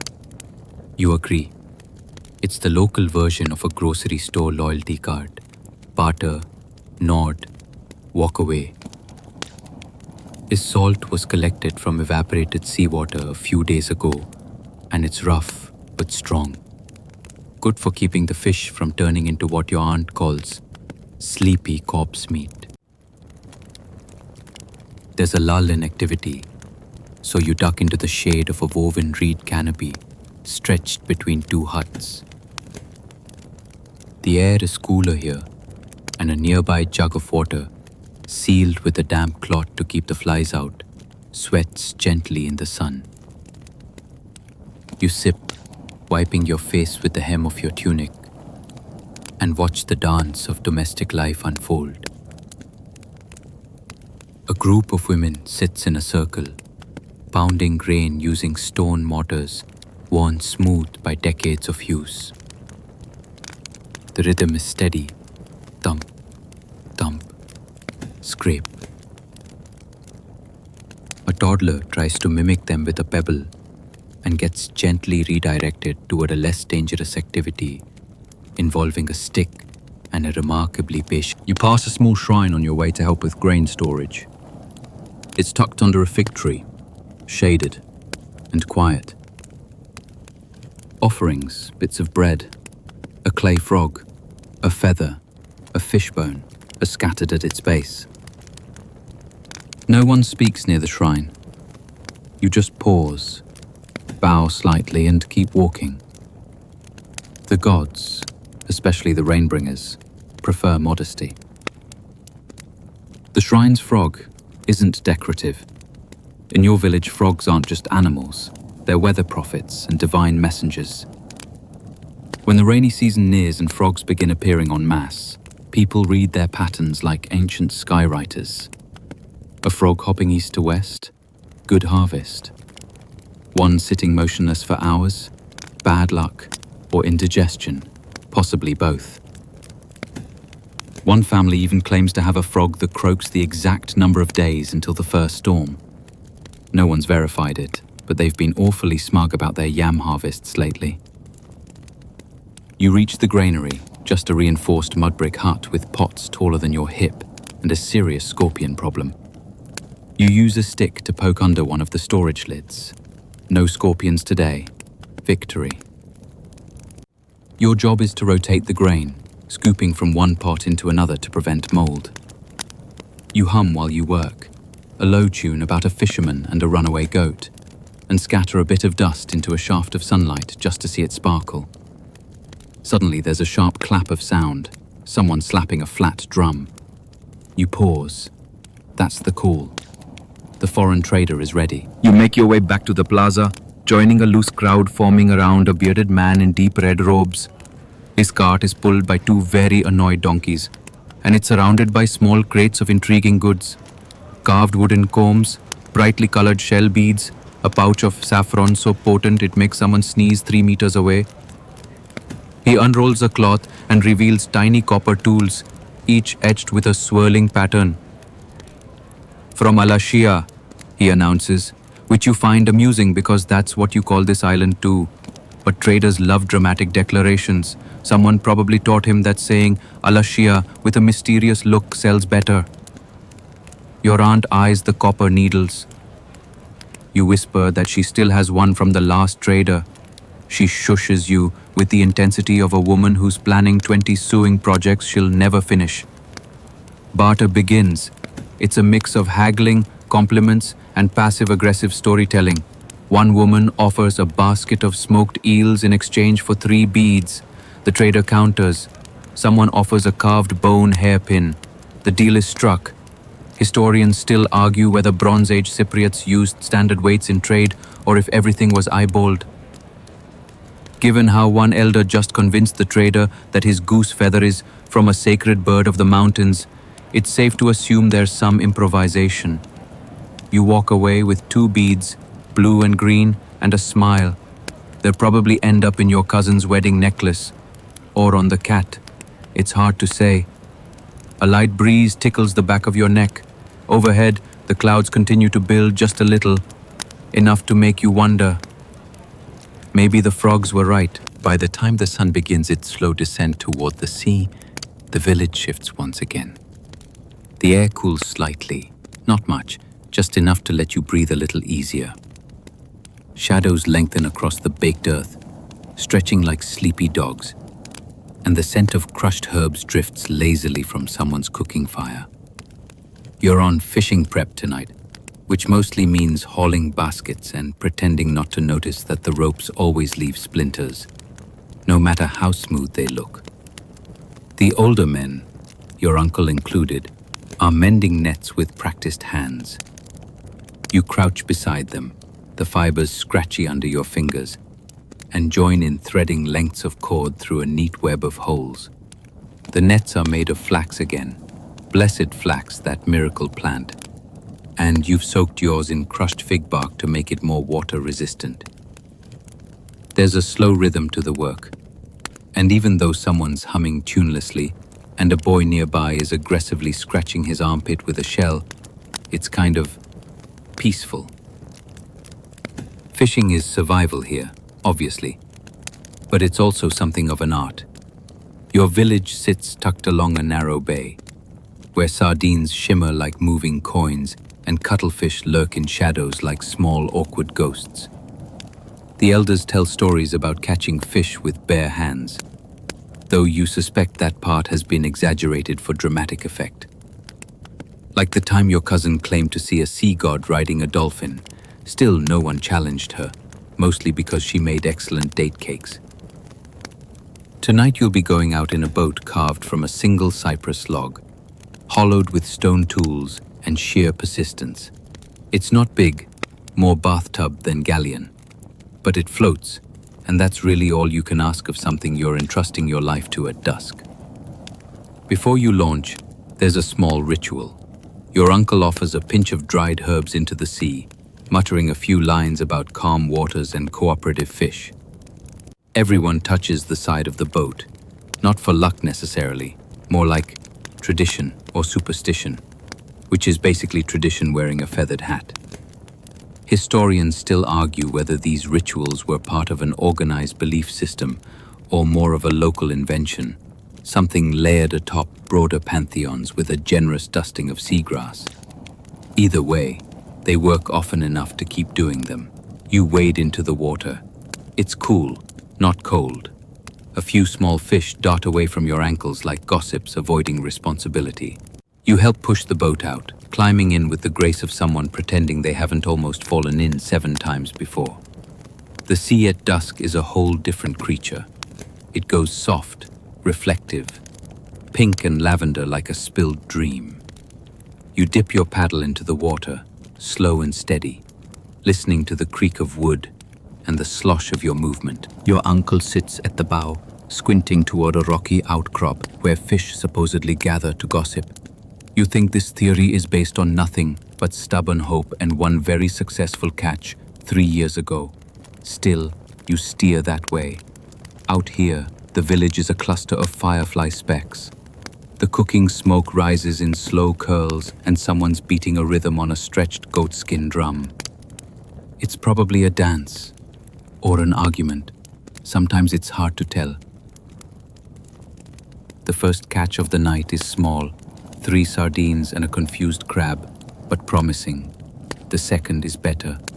A silver wave of fish thrashes in the net, shining like living coins. You haul it in together, arms aching, hands slippery with seawater in triumph. As you work, you think about the frogs again.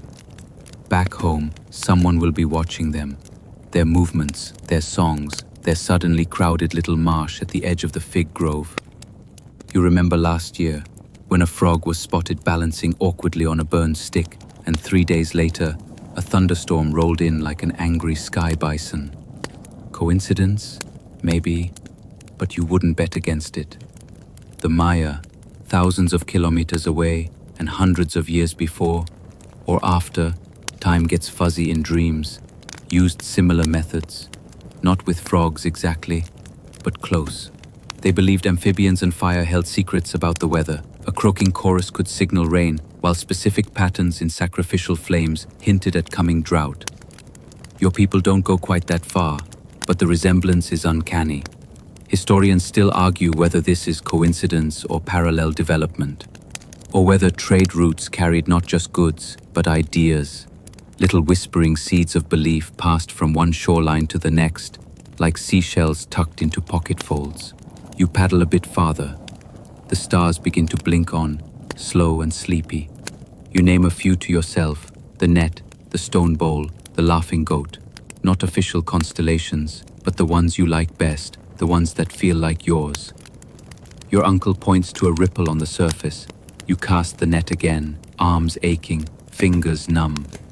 When it pulls back heavy, you grin. A good haul, enough for the whole village, plus a bit for drying. The trip back is slower. You're paddling against the current, the boat heavy with silver life. The moon is rising now, a soft egg in the sky, and the frogs, somehow audible even from this distance, are singing like they've got the weather forecast trapped in their throats. Back on shore, others are waiting. You haul in the catch, laughing as someone splashes you on purpose. It's a kind of welcome, a kind of blessing. You walk home with a basket of fish on your head, the weight surprisingly comforting. Past the granary, past the shrine, past a small child who insists she saw a frog whispering to a turtle. You tell her that means rain by morning. She gasps in delight. You almost believe. The next morning comes gently, the sky smudged with a soft grey that hints at rain but doesn't promise it. You blink awake on your woven mat, the scent of damp earth teasing your nose. The frogs were right. Again, a light drizzle is tapping at the thatched roof like an overly polite visitor. You stretch beneath your linen blanket, stiffer today thanks to last night's sea spray still lingering in your shoulders. Your legs are heavy, your hands rough from rope and salt, but you get up anyway. It's the rhythm of the village. Rest comes in moments, not hours. The central hearth is already glowing when you arrive. A small cluster of women gossiping over bowls of crushed lentils and wild barley. One is grinding sesame seeds on a flat stone, her arms moving in wide, slow circles. The sound of the grind is steady, almost meditative, and you find yourself hypnotized by it before someone tosses a roasted locust at your face. You eat it. It's salty. That's just how things are. Today's for trade. Every few days, villagers from farther inland or along the coast drift in with goods. You're not exactly the bustling port of Enkomi or the copper-laden mountains of Troodos, but you do all right. Mostly dried fish, worked shells, herbal dyes, and occasionally, if someone's been extra charming, goat cheese wrapped in fig leaves. You're part of the greeting party, which really just means you stand there holding a small clay bowl of mint water and try to look less sleepy than you are. The visiting traders come on reed-wrapped carts pulled by donkeys that look like they've seen things. They're from a hill village this time, their clothes embroidered with symbols you don't recognize. They bring copper ingots, already oxidized to a pretty green sheen, and a small collection of obsidian blades, gleaming like solid night. In return, they want smoked eel and sea sponge, two things your people happen to have in generous supply, a fair trade, and no one argues. Except a child, loudly, over the exact number of figs owed for a carved ivory comb. Nearby, a potter is selling drinking jugs shaped like fish. You suspect no one buys them for practicality, more for the charm. One even has a little frog perched on the rim. You're tempted, but your last trade token went toward a blanket, dyed with crushed madder root. And you're still trying to convince yourself that was an investment. Over by the shade of a fig tree, two elders are debating weather patterns again. One swears the wind smells different this year, saltier maybe, and the other insists she saw two frogs mating under the shrine roof, which absolutely means 3 weeks of mist. Historians still argue whether pre-modern weather tracking was more symbolic than scientific, but in this village, the two are delightfully inseparable. As the drizzle fades into a mist, and the mist fades into nothing at all, the villagers begin to prepare for the communal meal. This happens every few days, usually tied to trading days or minor festivals, and it's your turn to help roast.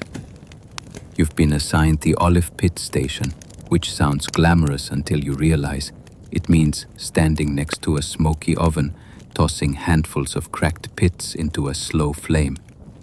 The smoke helps flavor the fish and keeps insects away, but it also makes your nose run like a river god in spring.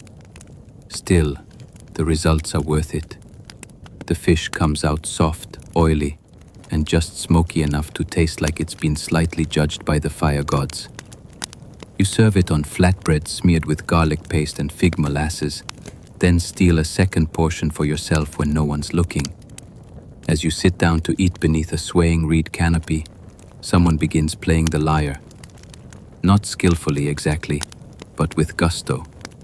A few dancers swirl to the rhythm, their bare feet slapping gently on the clay. Children weave between them with small painted masks, fish, frogs, even one dramatic wave, and a dog that absolutely does not belong in this dance, but is participating anyway. You lean back against a storage jar and let yourself drift. Your fingers still smell like salt, your feet are dusty, your belly is warm, and yet, somewhere nearby, Frogs are still croaking, louder than you'd expect given the hour. Someone mutters that it means another shift in the wind, and an older man jokes that the frogs are just bored with your lyre skills. You all laugh. There's something comforting in it, the blend of pattern and play, belief and teasing.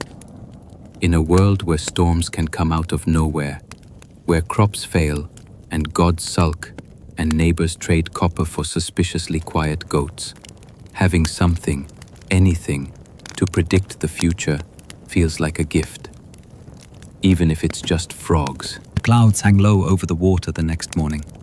Painted in streaks of lavender and dull blue. You rise early, the air thick with the scent of wet soil and olive leaves. The rain has passed, but everything is still soaked. Your sandals, your sleeves, even your sense of humor. It's your turn to join the boat crew. Fishing in your village isn't the heroic, high-seas adventure that wandering poets might someday sing about. There are no monstrous octopuses or glittering mermaids. Just lots of slippery fish, fraying nets, and an unreasonable number of squishy sea cucumbers that no one asked for. You walk toward the boats, past rows of baskets lined with palm fronds and patched-up sails drying on racks. The sea is calm today, barely lapping at the shore like it's too tired to cause trouble. You hope it stays that way. The last time someone mentioned Poseidon's name before pushing off, they ended up capsized by lunch. The boat smells of old rope, eel slime, and optimism. You and 2 others row gently out beyond the shallows, careful to avoid the rocky outcrops that look suspiciously like they've eaten boats before. Once out past the reef, you toss the nets overboard and wait. Waiting is a sacred ritual among your people. You don't just sit quietly, you speculate. One crew member is convinced the fish bite more when the sun hits a certain angle off the reeds. Another claims you have to sing to them, specifically songs about longing. You decide to test both theories by humming vaguely sad lyrics while holding your net just so. It doesn't work, but it makes the wait more interesting. When the fish do bite, it's like pulling secrets from the sea. Slippery, silver flashes that tumble into your baskets with wide-eyed surprise.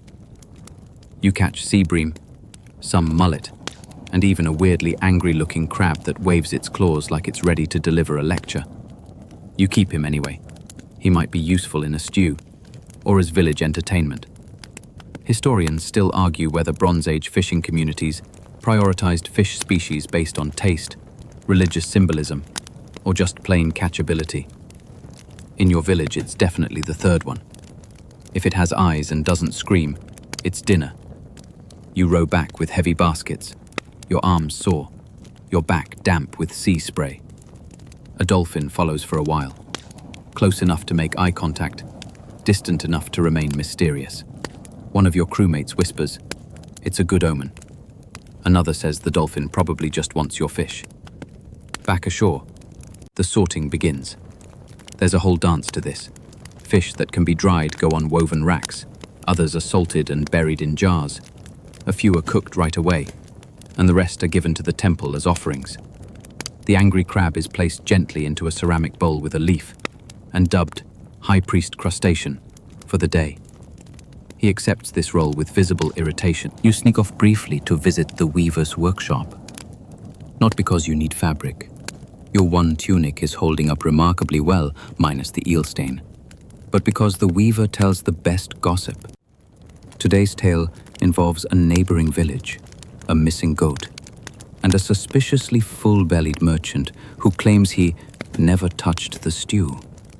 You return in time to help smoke some fish over carob wood. The smoke curls into the sky in lazy ribbons, and you watch as the clouds part just enough for a ray of sun to poke through. It's warm on your face, momentarily, and you close your eyes. The elder beside you is muttering prayers to Chak, the rain god. Not because it's raining, but because her ankle still aches, and she's convinced Chak's attention span is short enough that he'll heal her if she just keeps talking. She also swears the frogs last night were whispering her name. You nod. You don't doubt it. By late afternoon, the whole village smells like smoked fish and seaweed. Children run past with freshly carved bone whistles, which are both impressive and deeply annoying. Someone begins heating clay over coals for new cooking pots, and the faint tang of burning straw fills the air. Dinner is communal again tonight, part celebration, part necessity, part we have too much fish. You gather under the stars, using cracked amphorae as stools and banana leaves as plates. The sky clears in patches, revealing constellations you were taught as a child: the crooked net, the frog king, and, oddly enough, the upside-down goat. The upside-down goat always appears just before harvest, or maybe just before someone falls into a ditch. You're never sure which it predicts, but people tend to tread more carefully when it's in the sky. You eat until you're full, then a little more because the bread is fresh and the garlic paste is particularly smug tonight. Someone plays a hollow reed flute, and it actually sounds quite nice, until the crab from earlier is brought out and gently placed in front of the musician, possibly for critique. The evening winds down with tales of ancient times. Not ancient to you, of course, but to your grandparents. Stories of when the sea was closer, the rains were kinder, and frogs didn't hold such petty grudges. One story even claims your village was founded when a fisher accidentally netted a glowing fish who demanded housing, prayer, and a steady supply of honey cakes. You believe parts of it, mostly the honey cakes. As the stars wheel overhead and the last embers crackle, you lie back in the sand and let the sea breeze dry your skin. Your muscles are tired, your hands rough, your hair salty. But you feel like a piece of the village, woven in and steady. And somewhere, beyond the reeds, a frog croaks once, then twice, then falls silent. Like a closing sentence in an old, comfortable book. By the next morning, you're pretty sure the reed mat you slept on has declared war on your spine. But that's all right. Stiffness means you're alive, and being alive in a Bronze Age fishing village, while deeply dependent on rain, frogs, and neighborly cooperation, isn't the worst fate. You stretch, wince, and notice that the potters have already started shaping the day's batch of storage jars. You head that way because watching potters work is one of life's lesser-known joys, like peeling bark off fig trees or finding an almond that isn't secretly a rock. The potter's hands move with fluid certainty. You lean on a beam and watch clay coil into form, spun on a rudimentary wheel that works mostly by the grace of determined kicking. The amphora grows, wobbling slightly, like it's deciding whether to be useful or decorative. A child brings more water, stepping carefully around a snoozing dog and a chicken with commitment issues. The potter's apprentice, not to be outdone, boasts that they once saw a clay vessel shaped like a duck that could quack when filled. You are skeptical, but you also kind of want one. Historians still argue whether pottery designs in Bronze Age Cyprus followed strict ritual patterns or were just shaped by whatever mood the potter woke up in. Judging by the crab-shaped incense burner someone made last week, you suspect the latter. But it's hard to tell when religious symbolism and artistic flair both look like someone had too much fermented pomegranate juice. Once jars are set to dry, you help gather fuel for the kiln. This is a great excuse to wander the olive groves, where you can pick leaves, mutter about shade spirits, and pretend to be busy while actually doing very little. You're not lazy, just strategically preserving energy for whatever mildly chaotic errand comes next. Like trying to keep goats from chewing on laundry. Midday heat creeps in like a gossipy aunt. You take refuge in the shade of a carob tree, where an elder is carving charms into soft limestone. Protective amulets, she says, one for keeping snakes out of sleeping mats, another to keep fish fresh in jars, and a third, shaped like a tiny frog that allegedly stops your cousins from stealing your sandals. You ask if they work. She gives you a look that says, they worked better before you asked that. Afternoons in the village have a rhythm. Children chase bugs or each other, adults take stock of supplies, and someone always tries to sing while grinding grain, usually off-key, always enthusiastic. You pass the time by helping repair nets, dodging water jugs, and trying not to accidentally invent a new curse word while stepping on another thorn. Your cousin appears, holding a copper fish hook she swears was blessed by the temple priest after he tripped over it barefoot. It is now considered holy and also mildly vengeful. She suggests you take it on the next boat trip for luck. You agree, though mostly to stop her from telling the full story again. Dinner prep begins early. Today's stew includes lentils, onion, dried fish, and a handful of what may or may not be edible flowers. You pluck herbs, stir clay pots, and guard the bread oven from a dog that's clearly working on a long-term heist. The village priest stops by. He doesn't preach so much as vaguely warn people with stories about frogs turning into rain spirits and why you should never sleep facing north on the third day of the new moon. You nod solemnly, even though you're 90% sure he just likes the sound of his own voice. Still, he blesses the stew, waves some burning resin, and places 3 pebbles on the table to remind the food to behave. You eat anyway, and it tastes just fine, maybe even better, like it absorbed a little bit of that pebble-induced wisdom. The sky turns amber and mauve. A low breeze carries the scent of bay leaves and ash. You sit near the fire, rubbing your sore hands, and listening to the village tell itself into comfort. Someone is talking about trade ships. Another is whispering about dream omens. And someone else is claiming they saw a fish with human eyes. Maybe it just had excellent bone structure, someone says. You laugh until lentil stew comes out your nose. Evening means small repairs. Roof thatching, bead stringing, mending tunics. You thread a needle with frayed cord and patch the knee of your work pants, which are now more patch than pant. You're not alone. All across the village, needles tap rhythmically like a soft chorus of productivity. One family prepares an offering for the small shrine by the cliffs, dried fish, a carved shell, and a few honey-soaked nuts. It's not a major ceremony, just a polite thanks for not flooding the fields sort of gesture. Still, they light a lamp and sing a soft chant about frogs dancing before rain. You walk with them to the edge.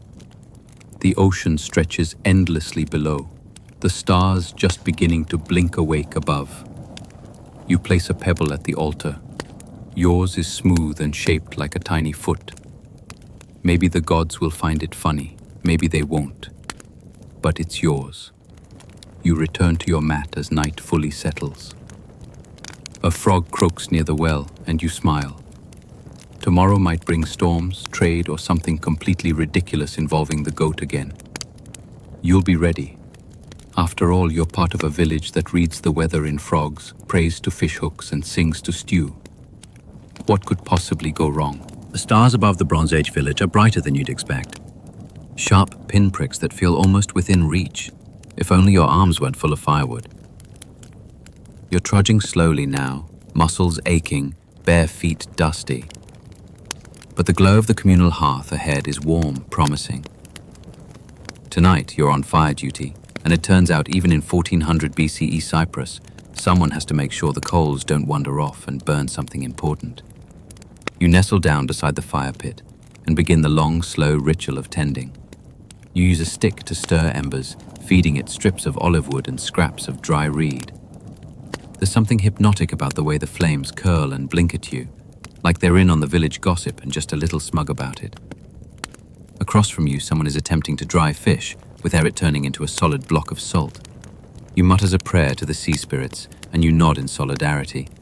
Fish preservation is both an art and an accident waiting to happen. Historians still argue whether early Cypriots used cedar oil or seawater brine to keep their sardines from self-destructing. Frankly, both smell suspicious after a week. Meanwhile, a woman nearby is weaving baskets out of halfa grass. She's humming softly, almost like a lullaby, though every so often she stops to scold her dog for trying to eat the handle. You offer her a broken reed, useless for fire but perfect for plaiting. She accepts with a wink and says it'll become the best onion holder this side of the island. You lean back, letting the hum of the village settle into your bones. Somewhere in the distance, frogs croak again, louder now. It hasn't rained in weeks, and people are starting to pay attention to amphibians like they're fuzzy meteorologists. The priest swears the chorus means clouds are gathering inland, that rain will bless the fields and trickle into the cisterns by morning. But frogs are fickle. Just last season they sang for 5 nights straight, and all you got was a heat wave and a broken rain jug. Still, you can't help but glance at the sky. No clouds yet, but maybe the frogs know something you don't. While the fire crackles, an elder joins you with 2 steaming cups of barley brew. You accept one, grateful. The drink is warm, slightly sweet, and definitely grainy enough to chew. You sip it slowly, watching sparks drift upward like miniature constellations, trying to rejoin their cousins. He tells you a story you've heard before, about the fisherman who sailed too far and ended up trading earrings with a sea goddess. But you listen anyway, because the rhythm of his words is better than sleep, and because his beard is excellent and demands your respect. As he talks, your eyes begin to close. You drift in and out. At one point, he mentions the ancient practice of setting out bowls of fireflies to encourage rain, and you chuckle, half asleep. They had to catch them first, he mutters. The frogs helped. You can't tell if he's joking. A soft breeze nudges the trees. You watch leaves shift and feel the earth relax beneath you. Someone nearby yawns, loudly, then apologizes like they just insulted the moon. You stifle a laugh, which quickly turns into a real yawn of your own. A few villagers lie on woven mats by the fire now, the day's aches tucked under their shoulders like second pillows. They murmur about tomorrow's tide, whether the net mender's toothache means anything ominous, and if the purple dye merchant will ever return from the coast. Probably got seduced by a sea witch, someone mumbles. You offer a groggy, probably, and nobody disagrees. Your cousin stumbles over, half awake, and gives you the copper fishhook again. She says the frogs are singing louder tonight than ever before. Might be storm magic, she whispers, or just regular rain. But either way, hook stays with you. You nod solemnly and tuck the fishhook under your mat, just in case. Someone throws a dried fig into the fire for luck. It sizzles, then snaps in half like an exclamation mark. You take that as a sign that it's time to sleep. You roll onto your side, pulling your cloak close. The fire hums beside you. Frogs chorus around the well, and a distant owl hoots like it's auditioning for something dramatic. You breathe in the smoky, sweet air laced with thyme and salt. As you drift, you think of all the rhythms that shape this village. Clay molded by tired hands, fish dried under stubborn sun, frogs tuning their voices to the wind, and firelit stories that always end the same way. And then the gods were pleased and the rain came, or didn't. But somehow you always made it to the next day. And now, before sleep fully claims you, let's let the pace soften. The flames grow smaller, your breath slows. The frogs croak now like a lullaby written by water itself, their rhythms thick and gentle. The night air becomes a blanket, wrapping around limbs heavy with the memory of work, of laughter, of barley and jokes told under fig trees. You feel the earth beneath you, a quiet kind of knowing, steady and warm, like the beat of the island's heart beneath your mat. The fire hums lower still, like a whisper too shy to wake anyone. Somewhere, a child sighs in their sleep, a dog twitches in a dream, and the stars keep blinking above, unchanged by your little village, yet brighter for having watched it thrive. No rush, no worry, just the soft crackle of fading flame and the lull of frogs in the reeds. Let your shoulders fall, let your mind loosen, like the last knot in a fishing net slipping open to the quiet sea. The rain will come, or maybe it won't.